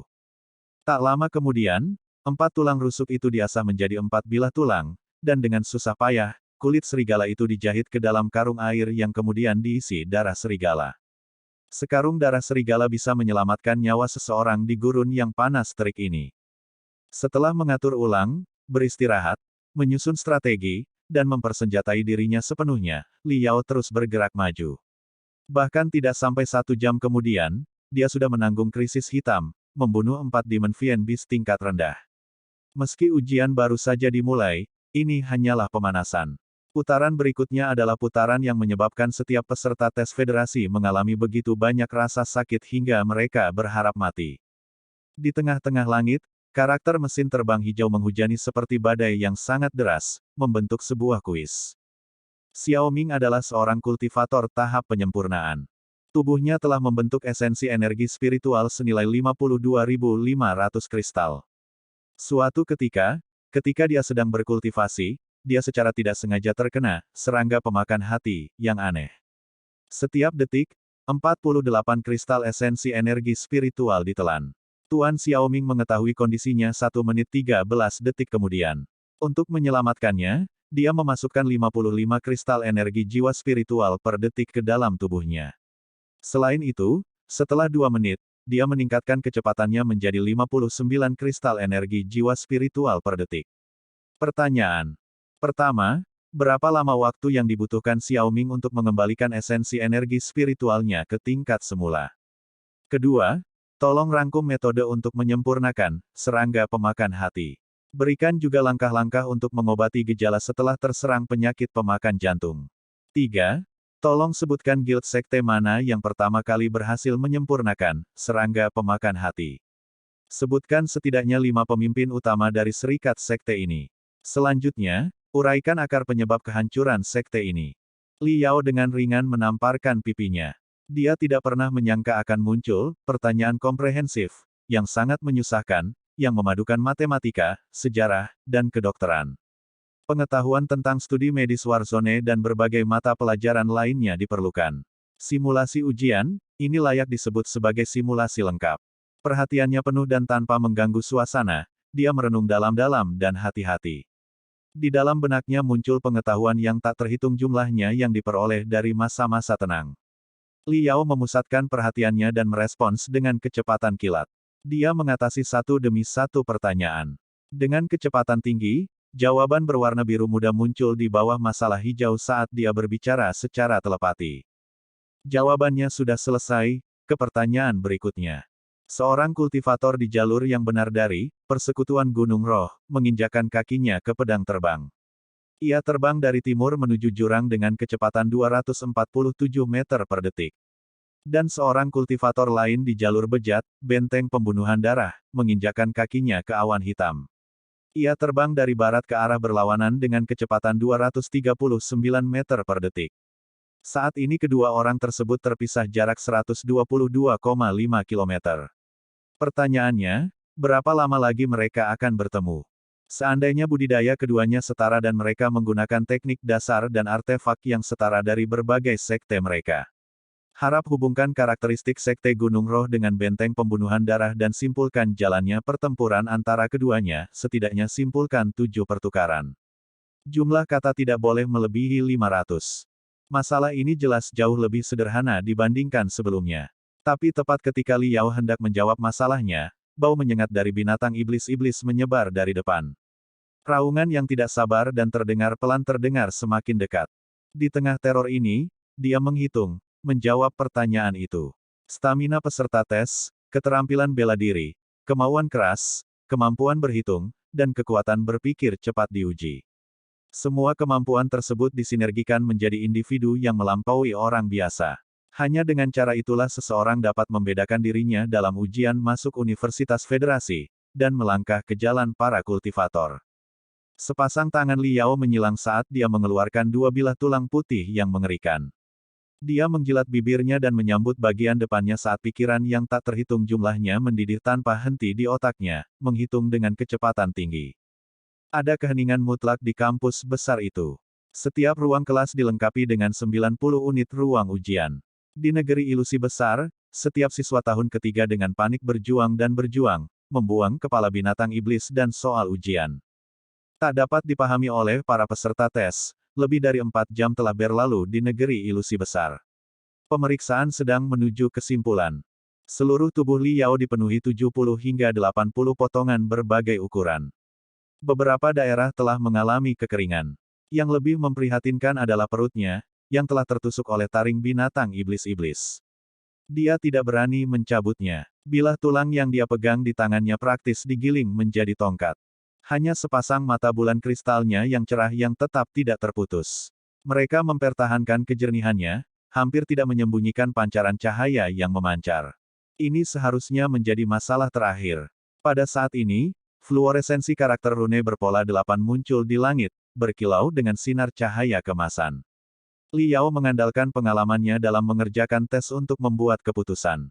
Ini adalah masalah besar terakhir yang bernilai 100 poin, pertanyaan ringkasan. Seperti yang diharapkan, pertanyaannya tidak panjang, tapi setiap kata sangat penting, tolong rangkum, zaman kegelapan besar. Alis Liao bergetar, kulitnya agak suram. Periode, zaman kegelapan besar, adalah fase terpenting dalam perkembangan peradaban penggarap. Sedemikian rupa sehingga dapat dikatakan bahwa zaman kegelapan besar membagi peradaban menjadi dua periode, periode budidaya klasik, dan periode budidaya modern. Ini adalah pertanyaan yang sangat umum. Meski semua orang mengetahuinya, tidak mudah memberikan jawaban yang komprehensif. Bergumam sejenak, pikiran Liao mengalir dengan listrik dan diucapkan secara telepati. Terbang ke atas, para penggarap zaman dahulu memiliki kehidupan abadi tanpa kematian sebagai ambisi mereka, menciptakan peradaban penggarap kuno yang tak tertandingi dan penuh kemegahan. Mereka membangun dari tahap penyempurnaan dan fondasi hingga tahap orichalcum dan monad, hingga tahap kenaikan kesengsaraan dan keabadian sejati. Ini adalah tahapan menaik dalam sistem mereka untuk mendapatkan keabadian. Terlebih lagi, maju dengan berani di jalur ini berarti terus-menerus menerobos batas-batas kehidupan dan melangkah menuju lautan bintang yang tak berujung.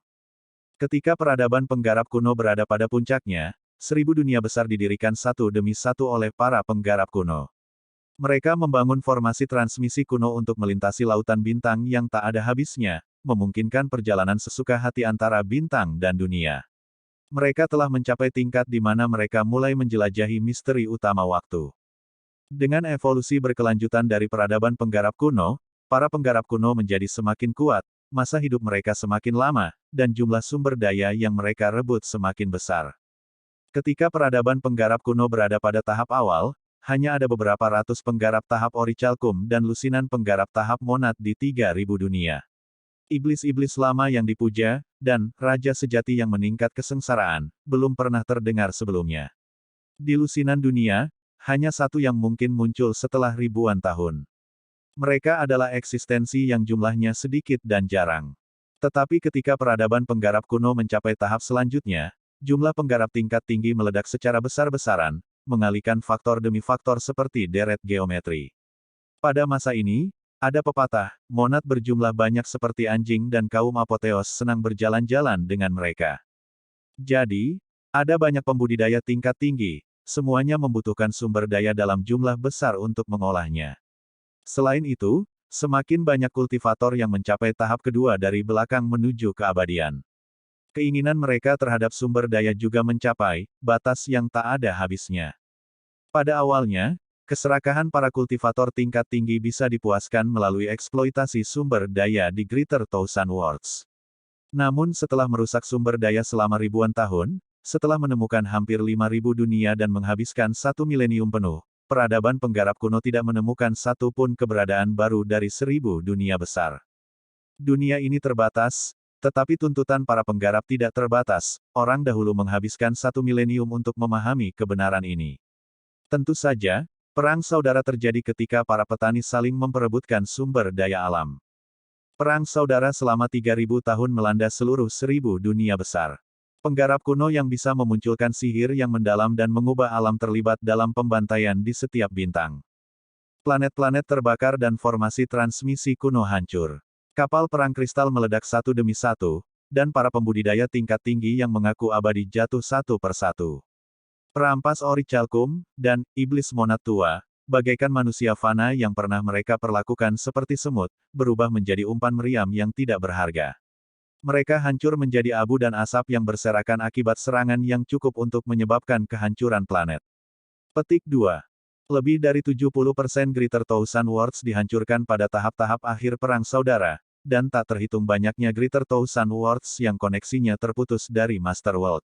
Lebih dari 90% pembudidaya tingkat tinggi berubah menjadi abu. Para kultivator tingkat rendah yang tersisa berjuang di ambang kematian di tengah kehancuran. Sepertinya perang saudara akan segera berakhir, kemungkinan besar akan mengantarkan awal era damai yang baru, sampai seorang kultivator jenius yang bodoh di Greater Thousand World yang tidak diketahui menemukan penemuan kecil yang menyenangkan. Catatan sejarah nama dan sekte jenius kultivator ini telah lama hilang. Metode pemurniannya juga telah tersapu oleh angin waktu. Masyarakat modern menyebut apa yang dia ciptakan, virus dewa iblis.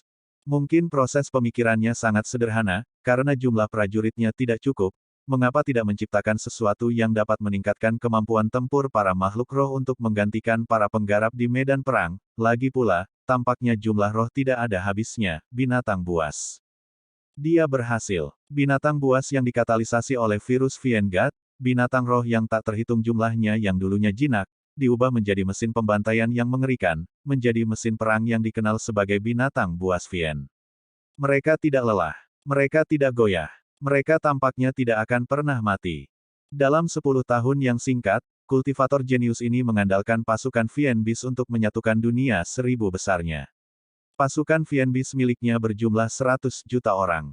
Penggarap dari dunia lain menemukan apa yang telah dia lakukan dan masing-masing mulai menyempurnakan binatang iblis mereka sendiri. Dalam waktu 100 tahun, Vien Bis menjadi kekuatan utama para penggarap perang saudara, muncul di setiap sudut dan sudut lautan bintang. Sayangnya, semua petani gagal menyadari dua masalah utama.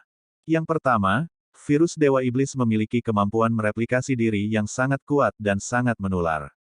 Yang kedua, sementara Fiengat virus meningkatkan kekuatan bertarung para Vien Bis, itu juga terus meningkatkan kecerdasan Vien Bis pada tingkat yang tidak dapat dibayangkan pada awalnya. Dalam 100 tahun pertempuran biadab yang penuh darah, 10 miliar binatang iblis dalam jumlah besar telah mengalami katalisis. Ras iblis yang memiliki kecerdasan melebihi umat manusia telah lahir. Akhirnya, pada hari terakhir perang saudara 3000 tahun, ras Vien bangkit. Semua Vien Bis di lautan bintang memberontak hampir bersamaan melawan tuan mereka, seolah-olah mereka sedang dipimpin oleh teror. Para penggarap, yang telah bersembunyi di balik pintu tertutup hidup seperti bangsawan selama berabad-abad, tidak memiliki satu peluang pun melawan Vien Bis yang berpengalaman. Selain itu, Vien Bis memahami teknologi dan keterampilan kultivator masyarakat manusia. Negara-negara roh dihancurkan satu demi satu. Seluruh sekte dipadamkan sepenuhnya. Dalam 100 tahun, ras Vien dengan ganas memburu para pembudidaya yang berhasil melarikan diri dari jaring mereka di lautan bintang. Para pembudidaya yang dulunya tinggi dan tinggi sekarang seperti anjing liar. Mereka bersembunyi di wilayah gelap dan celah ruang waktu lautan bintang, hidup dalam teror tanpa akhir, tidak mampu melanjutkan. 30.000 tahun berikutnya secara keseluruhan adalah zaman kegelapan besar umat manusia.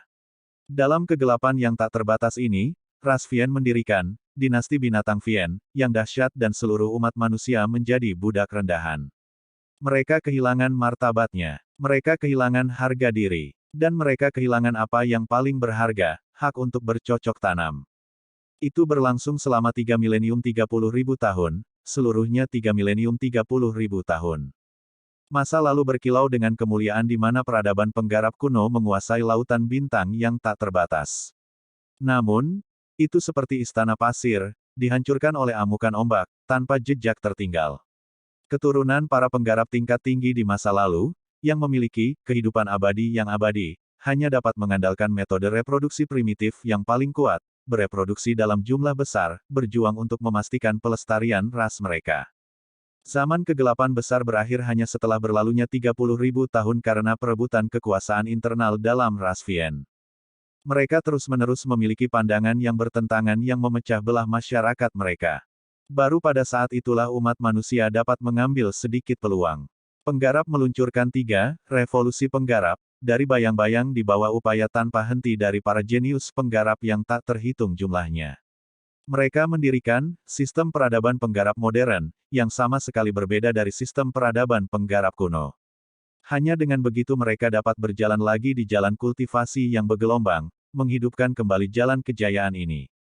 Di bawah bimbingan dan kegigihan, kaisar tertinggi, yang belum pernah terjadi sebelumnya, umat manusia mampu menggali sejumlah besar sisa-sisa peradaban penggarap kuno dan mampu mendirikan 20 persekutuan asal, sekali lagi.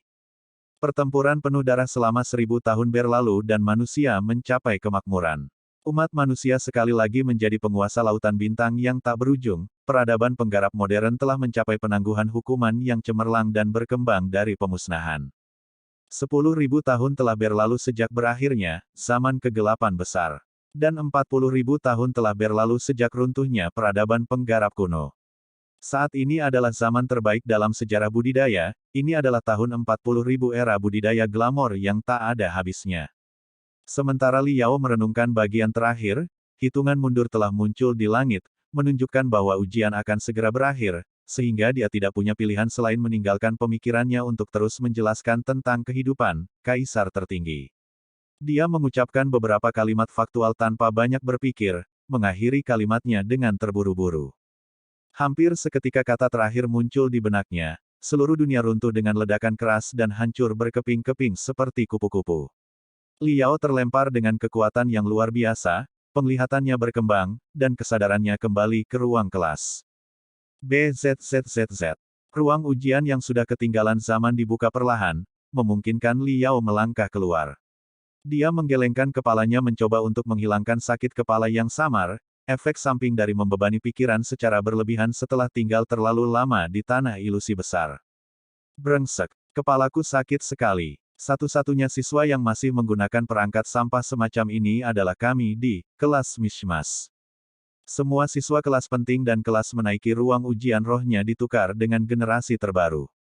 Tidak akan ada efek samping apapun bagi mereka, tidak peduli betapa beratnya itu. Meng Jiang berada di sampingnya sambil mengeluh dengan keras, segera menggosok matanya. Iblis kecil, kali ini kesulitan simulasi ujiannya sangat tinggi. Saya mungkin gagal lagi. Ketika saya kembali, saya pasti akan makan rebung goreng. Bagaimana Anda melakukannya? Jadi, menurutku, Li Yao menggosok hidungnya. Kali ini, kesulitan ujiannya memang agak tinggi. Meskipun jika dibandingkan dengan fundamentalnya yang lebih solid dan mentalitasnya cukup tenang, dia merasa telah ditarik ke batas maksimalnya. Ayo, kita lihat. Meng Jiang pindah ke sisi ruang pemeriksaan dan mulai mengeluarkan perangkat. Setiap ruang ujian memiliki unit pemrosesan kristal berkecepatan tinggi yang terpasang, memungkinkan nilai ujian dihitung secara instan. Nilai tes dirilis segera setelah ujian berakhir. Wow, 525 poin. Skor yang tinggi. Itu cukup untuk diterima di universitas utama. Namun, kamu bilang kamu melakukannya begitu-begitu. Bersikap terlalu rendah hati sebenarnya hanyalah bersikap sombong. Matilah iblis kecil. Meng Jiang berteriak kaget. Li Yao melirik hologram itu. Dia benar-benar mengeluarkan desahan gelap di dalam hatinya. Memang benar, skor 525 poin secara teknis tidak rendah. Itu hampir tidak cukup untuk memenuhi nilai kelulusan minimum untuk beberapa universitas terkemuka dan ternama di Uni. Namun, nilai numerik berikut ini berwarna merah, menyebabkan matanya terasa agak ditusuk-tusuk. Kecerdasan aktualisasi spiritual, 35%. Akar roh. Sebuah kelenjar pineal, yang terletak di bagian medial depan otak umat manusia. Itu adalah organ yang misterius. Merupakan sebuah misteri karena dari sudut pandang anatomi, organ ini pada dasarnya tidak ada satupun spesimen akar roh yang benar-benar asli yang ditemukan selama ratusan ribu tahun hingga sekarang. Namun organ ini benar-benar ada di dunia budidaya. Terlebih lagi, organ ini sangat penting bagi para pembudidaya. Ini adalah penghubung antara umat manusia dan energi esensi langit dan bumi. Itu adalah kunci energi esensi alam semesta. Hanya ketika kecerdasan aktualisasi roh seseorang mencapai 100% barulah, kebangkitan akar roh seseorang dapat terjadi. Hanya dengan begitu seseorang dapat melangkah ke jalan kultivasi. Ketika universitas biasa memutuskan penerimaan mereka, mereka tidak melihat nilai dari kecerdasan aktualisasi jiwa pelamar. Tidak masalah meskipun nilainya hanya 1% karena universitas biasa hanya membina orang-orang biasa. Namun ketika sampai pada proses penerimaan, 9 universitas elit, yang khusus membina para kultivator, mereka akan mengambil nilai ujian dan mengalihkannya dengan Spirit Actualization Quotient untuk menghasilkan nilai akhir. Tentu saja, semakin tinggi kecerdasan aktualisasi jiwa seseorang, semakin banyak pula keuntungan yang dimilikinya. Kecerdasan aktualisasi roh Li Yao sangat rendah. Setelah mengalihkan 500 poin atau lebih dengan 35%, hanya tersisa 200 poin saja. Adapun kelas penting yang sombong di surga, adalah hal biasa untuk memiliki kecerdasan aktualisasi roh yang melebihi 60%. Dengan kata lain, orang lain hanya perlu mencetak 300 atau lebih poin untuk dapat dengan mudah menghancurkan Li Yao. Yang lebih buruk lagi adalah ketika kecerdasan aktualisasi jiwa seseorang menjadi lebih tinggi, proses berpikirnya menjadi lebih cepat, panca inderanya menjadi lebih tajam, dan tingkat kendali atas tubuhnya menjadi lebih besar. Bagaimana skor mereka yang berasal dari kelas penting tidak berbeda dengan mereka yang berada di kelas umum yang tidak tercampur aduk. Bukan karena Li Yao tidak pernah berpikir untuk melakukan kerja keras untuk meningkatkan gelar pembukaan basis rohnya. Masalahnya ini berbeda dengan belajar. Fakta dari buku dapat dipelajari dari hafalan.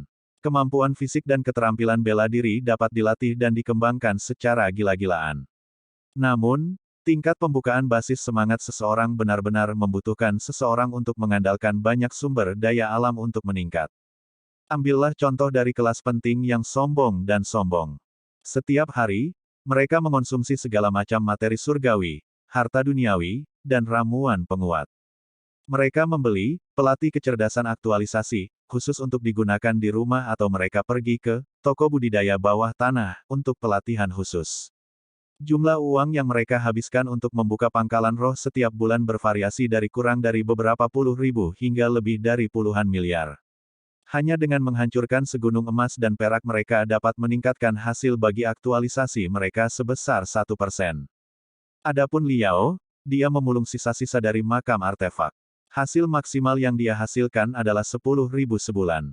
Setelah membayar sewa, biaya hidup, dan uang sekolah, yang tersisa hanyalah pakan ayam, bahkan tidak cukup untuk mengenyangkan perutnya. Bagaimana dia bisa punya uang untuk meningkatkan hasil bagi aktualisasinya?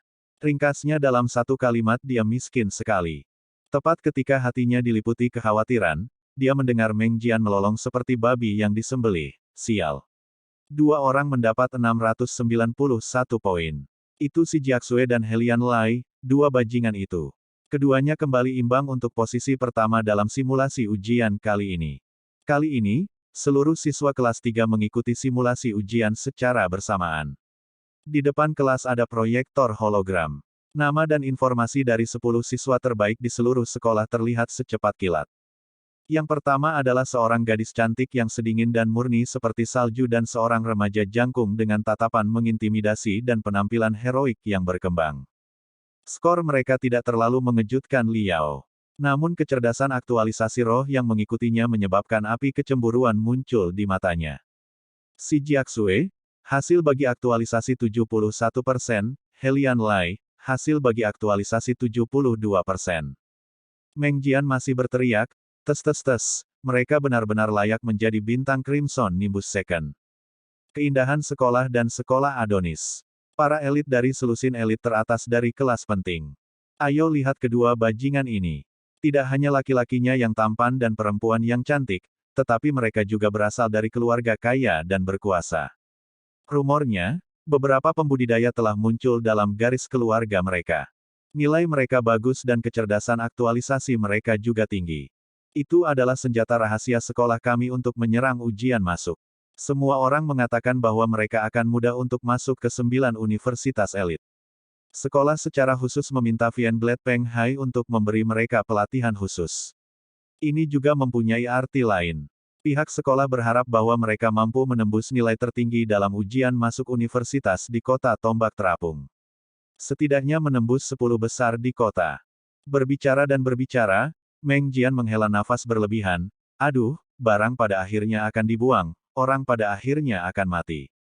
Semua orang di sini setara dengan siswa sekolah menengah. Semua orang nongkrong di sekolah ini, tapi begitu kita lulus ujian universitas, saya khawatir mereka akan terbang, membubung tinggi, dan memasuki lingkaran petani, menyeberang untuk menikmati kehidupan mewah, menjalani kehidupan yang semakin menurun, degenerasi. Sedangkan bagi anak-anak miskin seperti kami hanya bisa menjadi buruh seumur hidup, kelas bergaji. Memikirkan hal ini mendinginkan hatiku. Dia telah berbicara lama sekali, tetapi dia tidak mendapat reaksi. Meng Jiang menoleh untuk melihat dan terkejut melihat sepasang mata Li Yao menatap kosong, menatap foto si Jiaxue. Sorot matanya tenang dan jauh, tidak meninggalkan petunjuk apapun yang sedang dia pikirkan. Meng Jiang segera menepuk kepala sahabatnya, "Hei nak, tidak mungkin kamu jatuh cinta pada si Jiaxue. Aku akan mengingatkanmu karena kebaikan hatiku. Wanita ini memang tak tersentuh bagi Anda dan saya. Dia dan Helian Lai adalah teman keluarga masa kecil.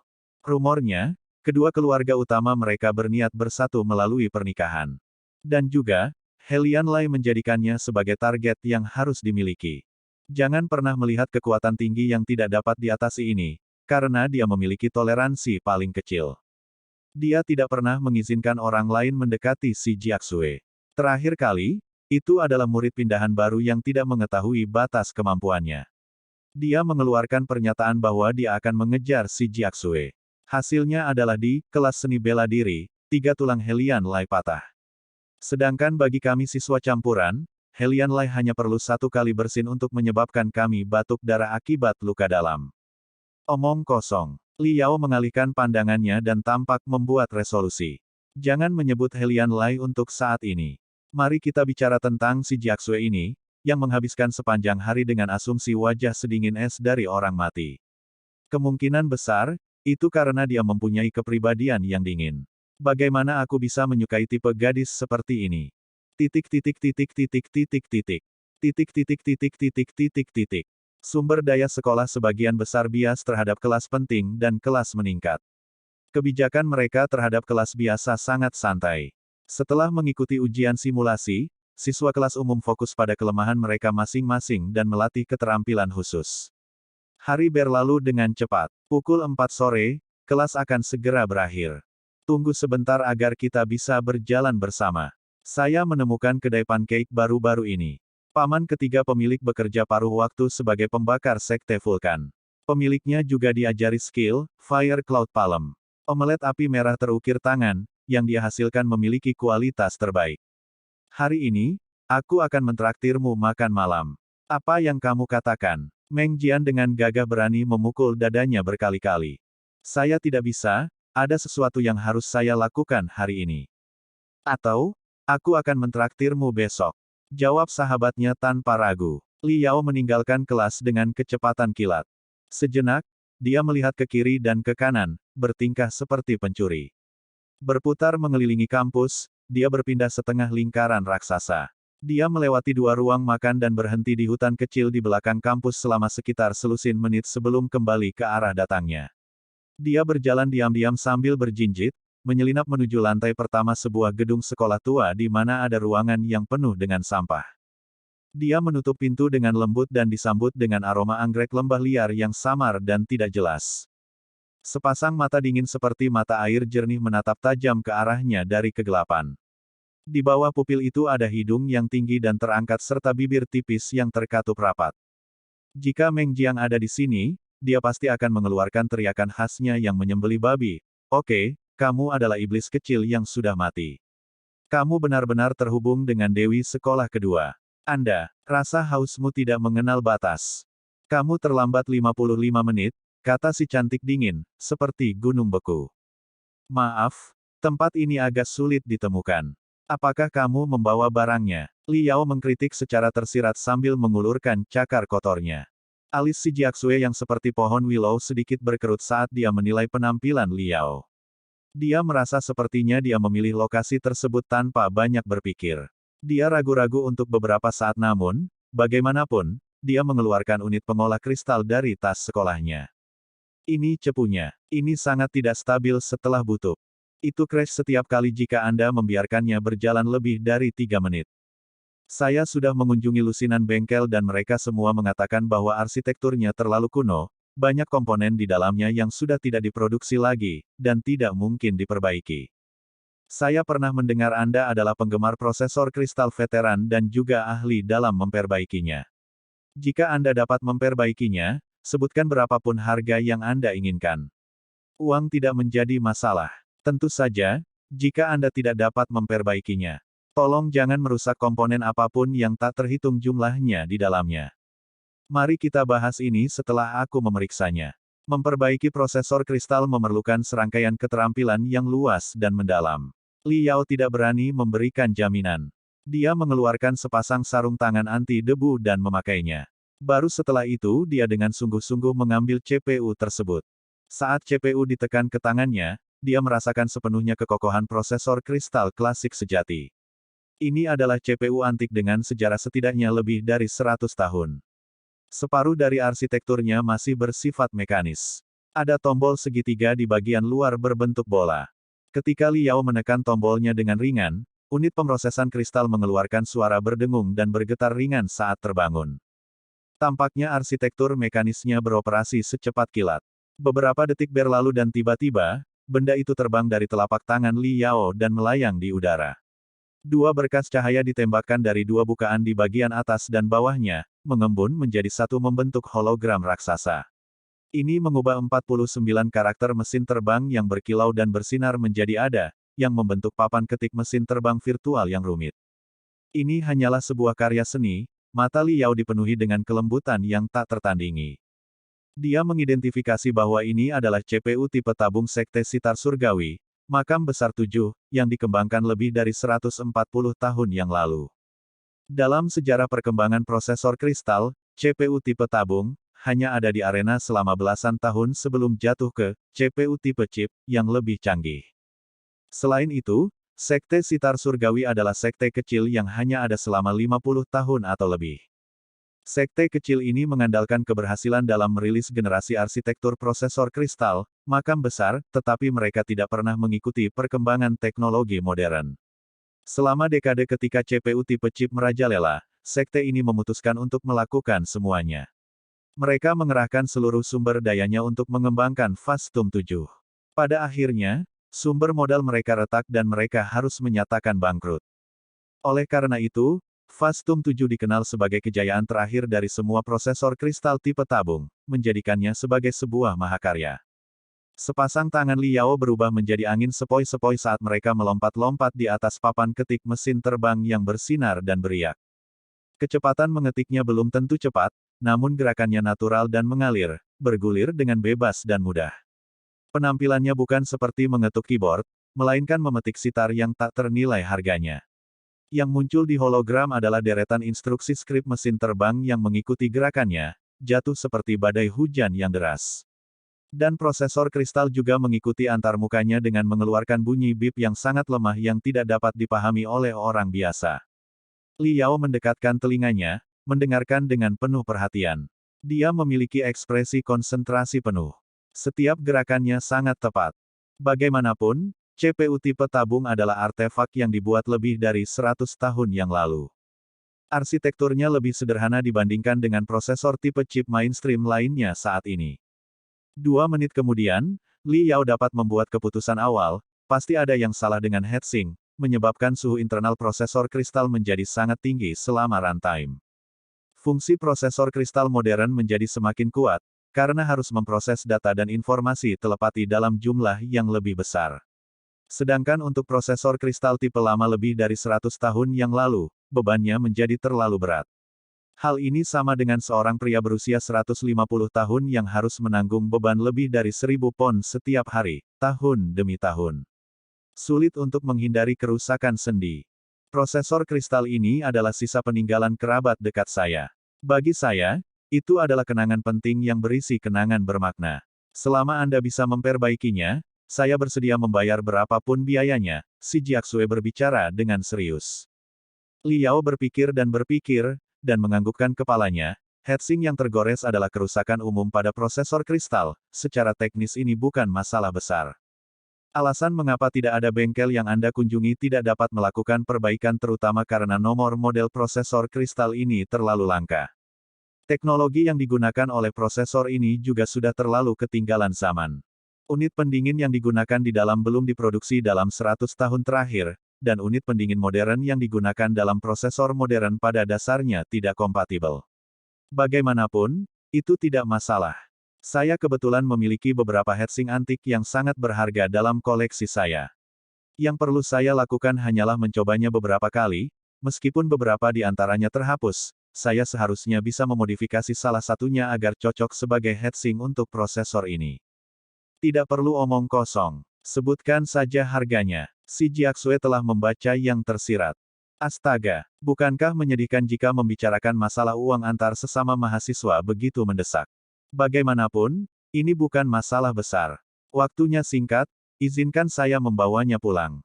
Saya memperkirakan yang saya butuhkan hanyalah 1 malam untuk menyelesaikan ini. Mengenai biaya pembongkaran, biaya pengujian, biaya perbaikan, biaya komponen, biaya perakitan dan pemasangan, serta biaya tenaga kerja saya semuanya, saya akan mendiskonnya hingga 95% untuk Anda. Saya menghitungnya menjadi 98.500 kredit. Apakah Anda ingin membayar tunai atau melakukan transfer? Si Jiaxue menyipitkan matanya. Cahaya berbahaya terpancar dari dalam matanya. Tiba-tiba, suhu sekitar ruang sampah sepertinya turun 10 derajat. Saya mungkin punya uang, tapi bukan berarti saya akan membiarkan orang lain memperlakukan saya sebagai sasaran empuk untuk ditipu. Apakah kamu mengerti? Li Yao menelan ludah dengan susah payah. Dia menahan tekanan dan menjelaskan, itu benar. Jika dibandingkan dengan memperbaiki prosesor kristal biasa, harga ini agak mahal. Dengan hampir 100.000 kredit, seseorang dapat membeli prosesor kristal kelas atas dengan kekuatan komputasi, yang sebanding dengan seorang kultivator di puncak tahap penyempurnaan. Namun, unit prosesor kristal Anda memiliki sejarah lebih dari 100 tahun. Itu sudah bisa dianggap barang antik. Tentunya harga reparasi barang antik berbeda-beda. Mari kita tidak membicarakan biaya lainnya, mari kita bicara tentang beberapa heatsink yang perlu saya gunakan pada prosesor kristal ini. Semuanya diperoleh melalui upaya berdarah selama bertahun-tahun. Saya harus berusaha sekuat tenaga untuk mendapatkan koleksi langka ini. Semuanya hanyalah harta yang tak ternilai harganya. Si Jiaxue tidak mengucapkan sepatah kata pun. Matanya yang tenang tertuju padanya. Kecerdasan aktualisasi spiritualnya melebihi 70%, membawa serta tekanan spiritual yang pantang menyerah. Hati Li Yao menegang dan dia hampir pingsan. Namun ketika dia memikirkan tujuannya, dia tetap memaksakan diri untuk berbicara. Jika teman sekelasku si Jiaxue merasa itu terlalu mahal, itu juga tidak menjadi masalah. Anggap saja pemeriksaan saya kali ini gratis. Anda dapat mengirimkannya ke beberapa bengkel besar di negara lain. Biarkan mereka perlahan menemukan unit pendingin yang sesuai untuk model Anda. Saya rasa akan memakan waktu paling lama 3-5 bulan untuk menemukan 1 atau 2 stok. Jika Anda memutuskan untuk mengambil cara ini, biayanya harus dikurangi hingga di bawah 10.000 kredit. 3-5 bulan. Si Jiaxue mengerang pelan. Dia tahu bahwa Li Yao mengatakan yang sebenarnya karena teknisi di beberapa bengkel mengatakan hal yang sama kepadanya. Dari apa yang mereka katakan, memperbaiki jenis CPU lama tidaklah sulit, namun menemukan komponen yang sesuai sangatlah sulit. Mereka pun memberi perkiraan 3-5 bulan. Namun, jika nasibnya buruk, mungkin saja dia harus menunggu hingga setengah tahun. Agaknya, kecil ini juga memahami hal ini, sehingga menganggap dirinya sebagai sasaran empuk. Lupakan, dia sendiri masih perlu berkultivasi. Tidak perlu terlibat dengan para bajingan dari kelas biasa ini. Si Jiaxue menganggukkan kepalanya, dan dengan wajah tanpa ekspresi berkata, baiklah rekan pelajar Li Yao, saya dapat memberi Anda 100.000 kredit, tetapi transaksi bisnis memerlukan kontrak bisnis. Besok saat ini, saya ingin melihat prosesor kristal tampak benar-benar baru. Selain itu, Anda akan menjamin stabilitas operasionalnya di masa depan. Jika terjadi kesalahan sesekali, saya tidak akan membayar biaya perbaikan lanjutan apapun. Apakah ada masalah? Sama sekali tidak ada masalah. Setelah saya mengganti heatsinknya dengan yang sesuai, heatsink dapat kembali beroperasi normal setidaknya selama 3 tahun. Selama 3 tahun ini, Anda dapat terus mencari heatsink yang sesuai untuk model ini. Selama kamu menggantinya secara berkala, itu akan baik-baik saja, jawab Li Yao secepat kilat, dengan senyuman di wajahnya. Kalau begitu tidak apa-apa, si Jiaxue menganggukkan kepalanya. Dia tidak mau berurusan dengan kecil ini bahkan 1 detik pun, jadi dia berbalik untuk pergi. Li Yao duduk di atas sekotak sampah, kepalanya dipenuhi keringat dingin. Baru setelah sekian lama berlalu barulah dia merasakan beban di pundaknya, lalu bersiul. Kesuksesan. Dengan 100.000 kredit, dia bisa pergi ke pasar hantu bawah tanah untuk membeli obat penguat knock-off, yang diproduksi secara ilegal, memberinya kesempatan untuk meningkatkan kecerdasan aktualisasinya dengan persentase yang sangat besar. Obat penguat tiruan mengandung sejumlah besar pengotor dan konsumsinya menyebabkan efek samping yang sangat hebat. Namun, mereka lebih unggul dalam hal biaya dan kecukupan. 100.000 kredit cukup untuk membeli persediaan dosis konsumsi selama 3 bulan, memberinya kesempatan untuk meredam akar semangatnya dalam jangka waktu, sprint 100 hari, untuk terlahir kembali sepenuhnya. Keinginan saya adalah untuk masuk ke 9 universitas elit. Ini adalah satu-satunya kesempatanku. Bahkan jika kamu adalah Dewi sekolah kedua, aku tidak punya pilihan selain menipu uangmu dengan kejam. Aku sungguh minta maaf. Liao memasukkan CPU, Fastum 7, ke dalam tas sekolahnya. Dia mengusap pelipisnya yang agak bengkak dan sakit sebentar. Sekilas senyuman muncul di wajahnya saat dia melangkah keluar dari ruangan sampah. Dengan berakhirnya sesi sekolah pada hari itu, tibalah saat-saat tenang yang jarang terjadi di kampus. Di sepanjang jalan kecil di atas rindangnya pepohonan terdengar tawa riang dan percakapan. Beberapa angkutan pribadi mewah perlahan turun dari udara saat para orang tua datang menjemput anak-anak mereka. Ada juga beberapa siswa seperti Liao, yang menyeret tubuh mereka yang lelah, berjalan perlahan menuju gerbang sekolah. Saat dia hendak keluar dari gerbang sekolah, Liao tiba-tiba merasakan tubuhnya menegang. Siluet tinggi menghalangi jalan di depannya. Kamu dipanggil Liao. Apakah kamu yang bersama si Jiasue beberapa saat yang lalu? Mata Liao tiba-tiba menyusut kembali ke rongganya. Dia merasa seperti 10.000 jarum menusuk ke seluruh tubuhnya. Detak jantungnya meningkat dalam sekejap. Rasa dingin menyebar dari tulang ekornya dan menjalar ke atas tengkoraknya. Tekanan yang dikeluarkan orang ini terlalu besar. Dia seperti ular beludak beracun yang terpaku pada seekor tikus. Liao benar-benar tidak bisa bergerak satu langkah pun. Bahkan menelan air liur pun menjadi sangat sulit. Itu dia Lianli, pakar nomor 1 Crimson Nimbus Second, He Lianli. Kali ini aku sudah selesai. Liao menjerit dalam hatinya. Dia bermaksud menjelaskan dirinya sendiri, tetapi dia tidak dapat berbicara setengah kata pun. He Lianli berdiri dengan santai dan ceroboh. Sebuah prosesor kristal digenggam di tangan kanannya dan tenggelam dalam penghitungan melalui serangkaian soal ujian yang berlaku, sama sekali tidak menatap langsung ke mata Liao. Dia berkata tanpa banyak berpikir, tidak perlu takut. Saya jelas tahu bahwa dengan jenis sampah Anda, tidak mungkin Anda memiliki sesuatu dengan Small Sue. Aku akan melupakannya kali ini saja. Aku sedang tidak ingin membereskanmu. Jarinya mengetuk hologram dengan ringan, beralih ke pertanyaan berikutnya. He Lianli terus berbicara, meskipun demikian, saat ini adalah momen yang mendesak dan kritis, sprint 100 hari. Sue kecil dan aku adalah orang-orang yang akan meraih tempat pertama dalam ujian masuk Universitas Kota Tombak Terapung. Saya berharap selama jangka waktu ini, tidak akan ada sampah samar yang mengganggu Sue kecil, sehingga mengganggunya. Apakah kamu sudah mengerti? Mata Liao menyipit saat dia menggigit giginya dengan kuat, maksudmu aku sampah. He Lianli bahkan tidak mengangkat kepalanya saat dia berkata dengan acuh tak acuh, jangan salah, aku tidak secara khusus menargetkanmu. Dari sudut pandangku, kalian sekelompok siswa kelas umum yang nakal, masing-masing dari kalian, adalah sampah. Setelah mengucapkan kata terakhirnya, dia akhirnya mengangkat kepalanya dan melirik Liao. Sekilas saja menyebabkan Liao merasa perutnya seperti dihantam palu besar dengan ganas. Sungguh tak tertahankan. Dia mundur 2 langkah dan terbatuk-batuk. He Lianli mendengus dingin. Penghinaan memenuhi wajahnya saat dia berbalik dan pergi. Liao membungkuk sambil terbatuk-batuk, tampak seperti udang raksasa, dan bahkan mengeluarkan air matanya. Lama sekali berlalu sebelum dia bisa berdiri tegak. Dia bernapas berat dan menatap tajam ke arah kepergian He Lianli. Brengsek, jangan bilang padaku bahwa saat ini, yang dibutuhkan seseorang hanyalah menjadi tinggi dan angkuh, berani dan kuat, tampan dan bergaya, percaya diri dan santai, memiliki alis tipis dan mata berbintang, dilahirkan kepada rumah tangga yang kaya dan berkuasa dengan kekayaan bersih 18 miliar, untuk memiliki bakat yang sangat kuat dalam budidaya dan kekuatan seorang tiran yang pantang menyerah, lalu seseorang bisa menjadi sombong ini. Setengah jam kemudian, untung, memang kali ini keberuntungan telah membawaku ke rumah nenek. Demi memperbaiki prosesor kristal si Jiaxue, saya sebenarnya menyinggung He Lianli. Jika saya tahu keadaan akan menjadi seperti ini, saya pasti akan menaikkan harga. Hanya minimal 200.000 kredit yang layak. Juga, itu Helianli. Ini, putra, dari, Ajalang. Berbekal kekuatan uang, dia mengkonsumsi materi surgawi dan harta duniawi seolah-olah itu adalah makanan. Dia meminum obat penguat seolah-olah itu adalah air keran.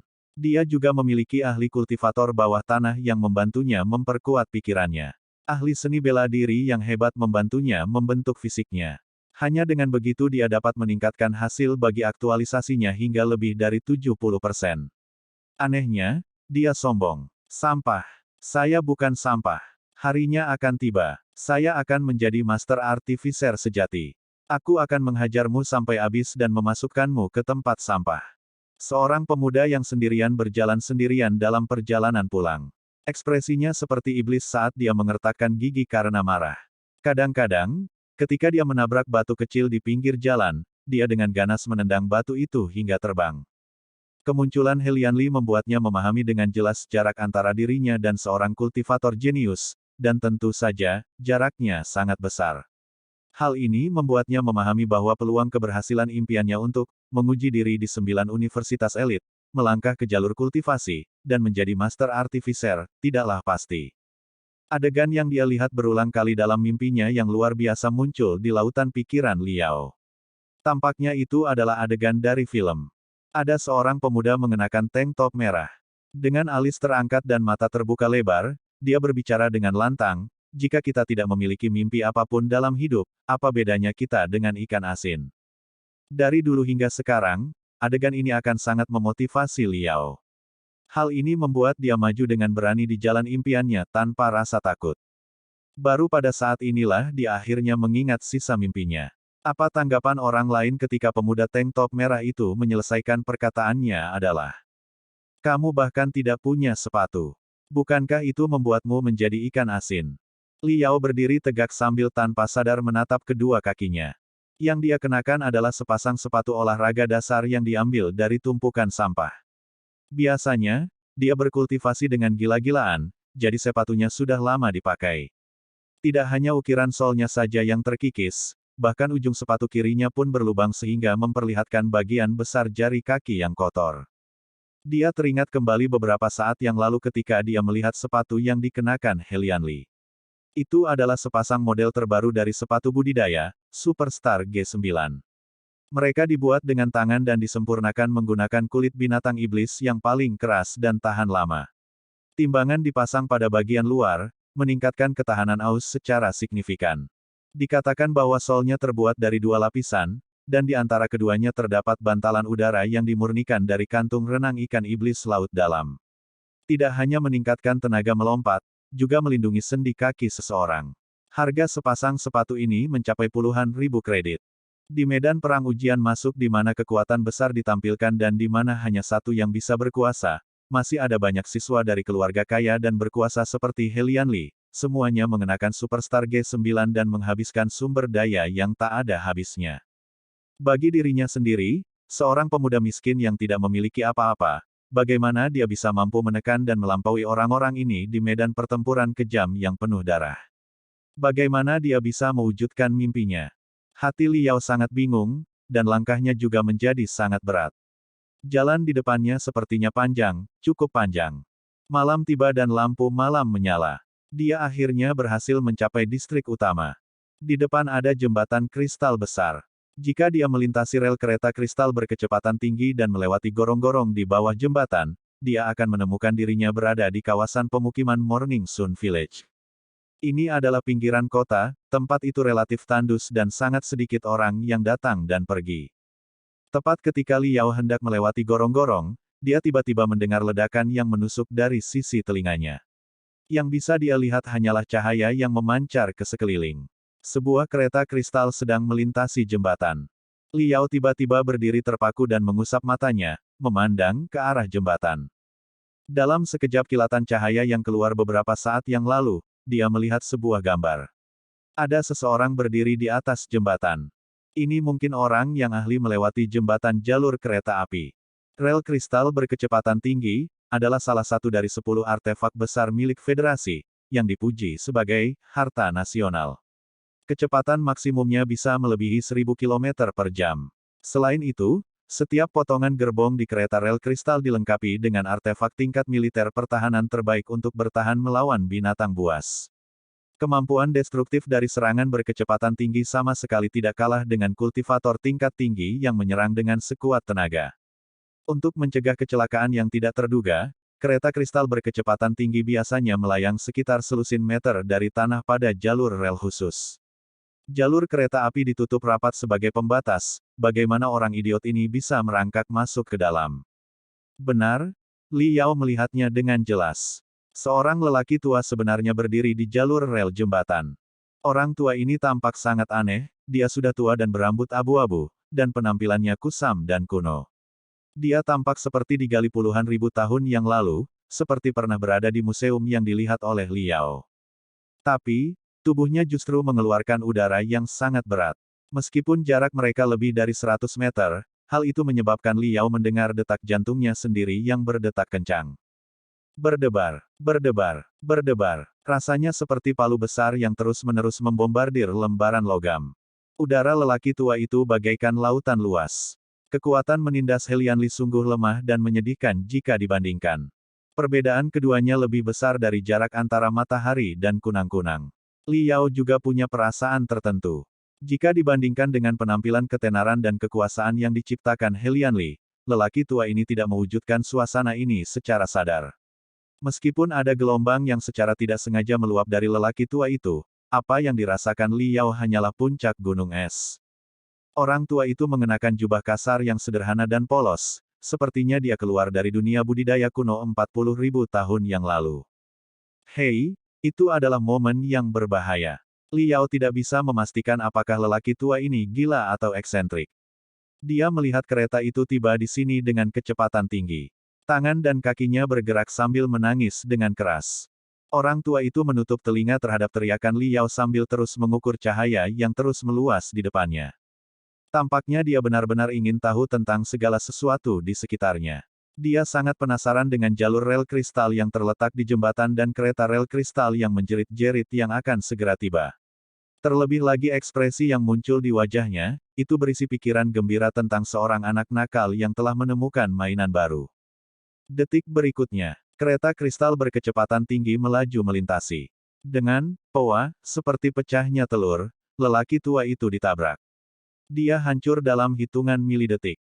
Anggota badan dan tulang patah dan hancur di bawah serangan gelombang energi esensi yang sangat deras. Dia dimusnahkan sampai ke tingkat sel, lenyap dari muka planet. Yang dilihat Li Yao hanyalah kilatan merah terang dan lelaki tua misterius itu menghilang sepenuhnya.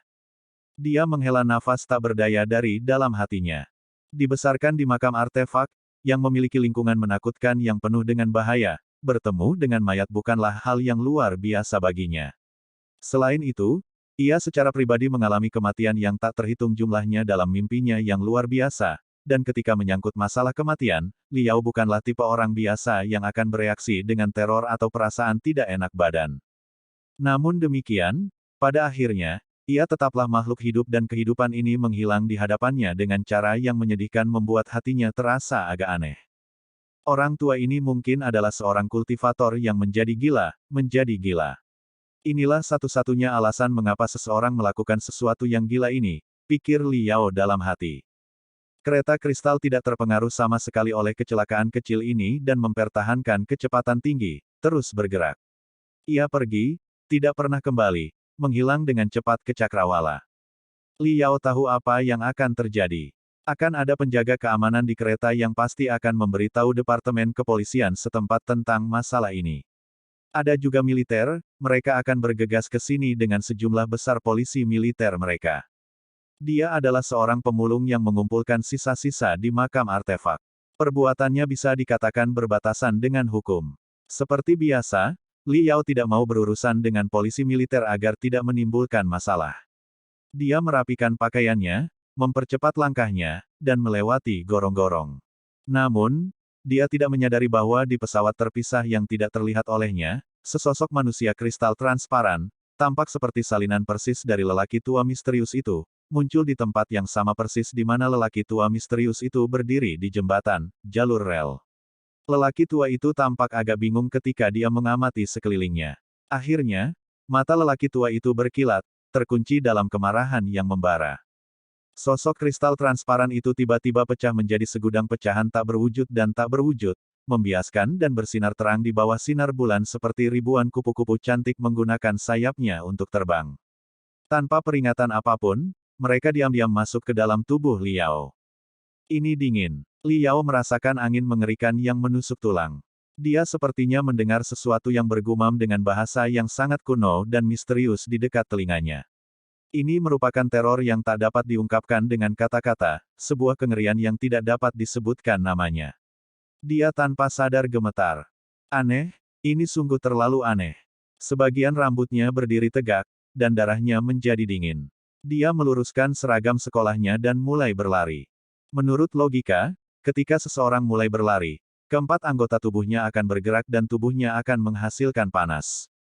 Tapi tidak peduli seberapa banyak Liao berlari, tidak peduli seberapa banyak dia meningkatkan kecepatan larinya hingga batas ekstrim seperti tornado, sampai pada titik muntah, rasa dingin yang menusuk tulang di jiwanya mengikuti tanpa akhir seperti bayangan yang mengikuti tubuh. Seolah-olah ada belatung di tulang kakinya, menelannya sedikit demi sedikit. Dia terhuyung pulang dan melemparkan dirinya melalui pintu rumah. Saat itu, seluruh dirinya telah membeku menjadi es batu. Namun jika dilihat dari penampilan luarnya, mereka akan mendapati wajahnya memerah, alisnya dipenuhi keringat, dan seluruh tubuhnya dikelilingi kabut putih uap yang membubung di udara. Sungguh keanehan yang tak terkatakan. Hitam kecil, sepertinya aku sakit. Cepat bantu aku ke tempat tidur dan temukan artefak obat anti demam dari kotak obat. Liao berbicara dengan ucapan yang tidak jelas. Semburan kegelapan muncul dalam penglihatannya. Bagian atas dan bawah kelopak matanya beradu tanpa henti. Dia tidak bisa menunggu pedang Blackwing terbang. Kakinya melemah, dan dia sudah terjatuh ke lantai. Dia mengidan pingsan sepenuhnya. Sepertinya dia tenggelam di rawa yang dalam. Panca inderanya hampir tidak ada apa-apanya. Dia tak henti-hentinya berada dalam kegelapan mutlak. Itu tidak pernah berakhir. Akhirnya, tepat sebelum dia menjadi gila, tepat sebelum dia berdoa kepada ratusan juta dewa di dunia tanpa batas ini agar mereka mengakhiri semuanya, seluruh tubuhnya mengendur dan kegelapan menghilang seperti air pasang surut. Dia menghirup udara segar sekali lagi, dan udara yang dia hirup 100 kali lipat lebih segar daripada udara apapun yang pernah dia hirup. Tempat apa ini? Liao mengamati sekelilingnya, merasa agak bingung. Dia tahu secara tidak sadar bahwa dia telah jatuh ke dalam mimpi buruk yang berbahaya dan menakutkan. Namun, mimpi buruk ini berbeda dibandingkan saat dia mengalami mimpi luar biasa. Dunia mimpi ini sangat jernih, mengandung unsur-unsur kuat dari zaman kuno. Dia berdiri di atas lapangan militer yang sangat luas. Di segala arah terdapat senjata raksasa dan artefak patung perunggu yang tak terhitung jumlahnya menjulang tinggi, menembus awan. Mereka mencakup ladang luas seluas lebih dari 100 hektar. Dan secara mengejutkan tanah ini terletak di puncak gunung terapung di langit. Di bawah tepiannya terdapat pemandangan yang tak terlupakan, gulungan ombak besar di lautan hitam raksasa. Bau darah yang maskulin dan bau keringat dari sosok-sosok berasap menyerang dan membombardir lubang hidung Liao, hampir membunuhnya karena bau busuk itu. Di sekelilingnya ada beberapa ribu humanoid berotot dengan anggota tubuh yang berkembang dengan baik, otot-otot yang meledak, dan wajah yang garang. Masing-masing humanoid buff ini membawa palu yang tampaknya berbobot lebih dari 1000 pon di bahu mereka. Mereka tidak menyia-nyiakan energi, melakukan latihan. Ledakan, ledakan, ledakan. Beberapa palu seberat 1000 pon menghantam lantai secara bersamaan, menyebabkan dasar seluruh gunung terapung bergetar dan berguncang. Saat ini, Li Yao sangat terkejut. Dia menemukan bahwa dia secara tak terduga telah menjadi salah satu dari raksasa kekar setinggi 9 kaki ini. Bahkan penampilannya pun berubah total. Dia menyentuh dagunya dengan tangannya dan merasakan janggut yang seperti jarum besi. Di tangannya dia memegang palu besi yang sama, seukuran pohon. Genggaman tali melingkarnya telah bergesekan, menembus telapak tangannya dan membasahi darahnya. Di depan lapangan militer ini ada raksasa yang 2 kali lebih besar dari raksasa lainnya. Itu bukan ras manusia, sebuah titan. Ia melotot saat ia membuka mata lonceng tembaganya yang besar dan berteriak seperti badai petir, kalian 3527 barang tak berguna. Kalian telah secara resmi diterima di bawah 100 Smelting Guild, dan telah menjadi pekerja tingkat terendah dari 100 serikat peleburan. Ini adalah hasil usaha kumulatif nenek moyang Anda, sebuah rejeki yang tercipta dari 3 generasi budidaya. Kami, 100 sekte peleburan, adalah serikat perajin terhebat dan terkuat di dunia depan besar ini. Serikat kami sangat ketat. Bahkan jika kamu memiliki pekerjaan terkecil dan paling dasar di guild ini, kamu juga harus mengerahkan hidupmu dalam berkultivasi. Sebagai pekerja kelas rendah, setiap hari, masing-masing dari Anda harus membawa 3.000 pon air, menebang 50 pohon, dan melakukan perjalanan ke Laut Neraka di bawah untuk berburu setidaknya 10 hiu tonrich. Ini akan menjadi makananmu.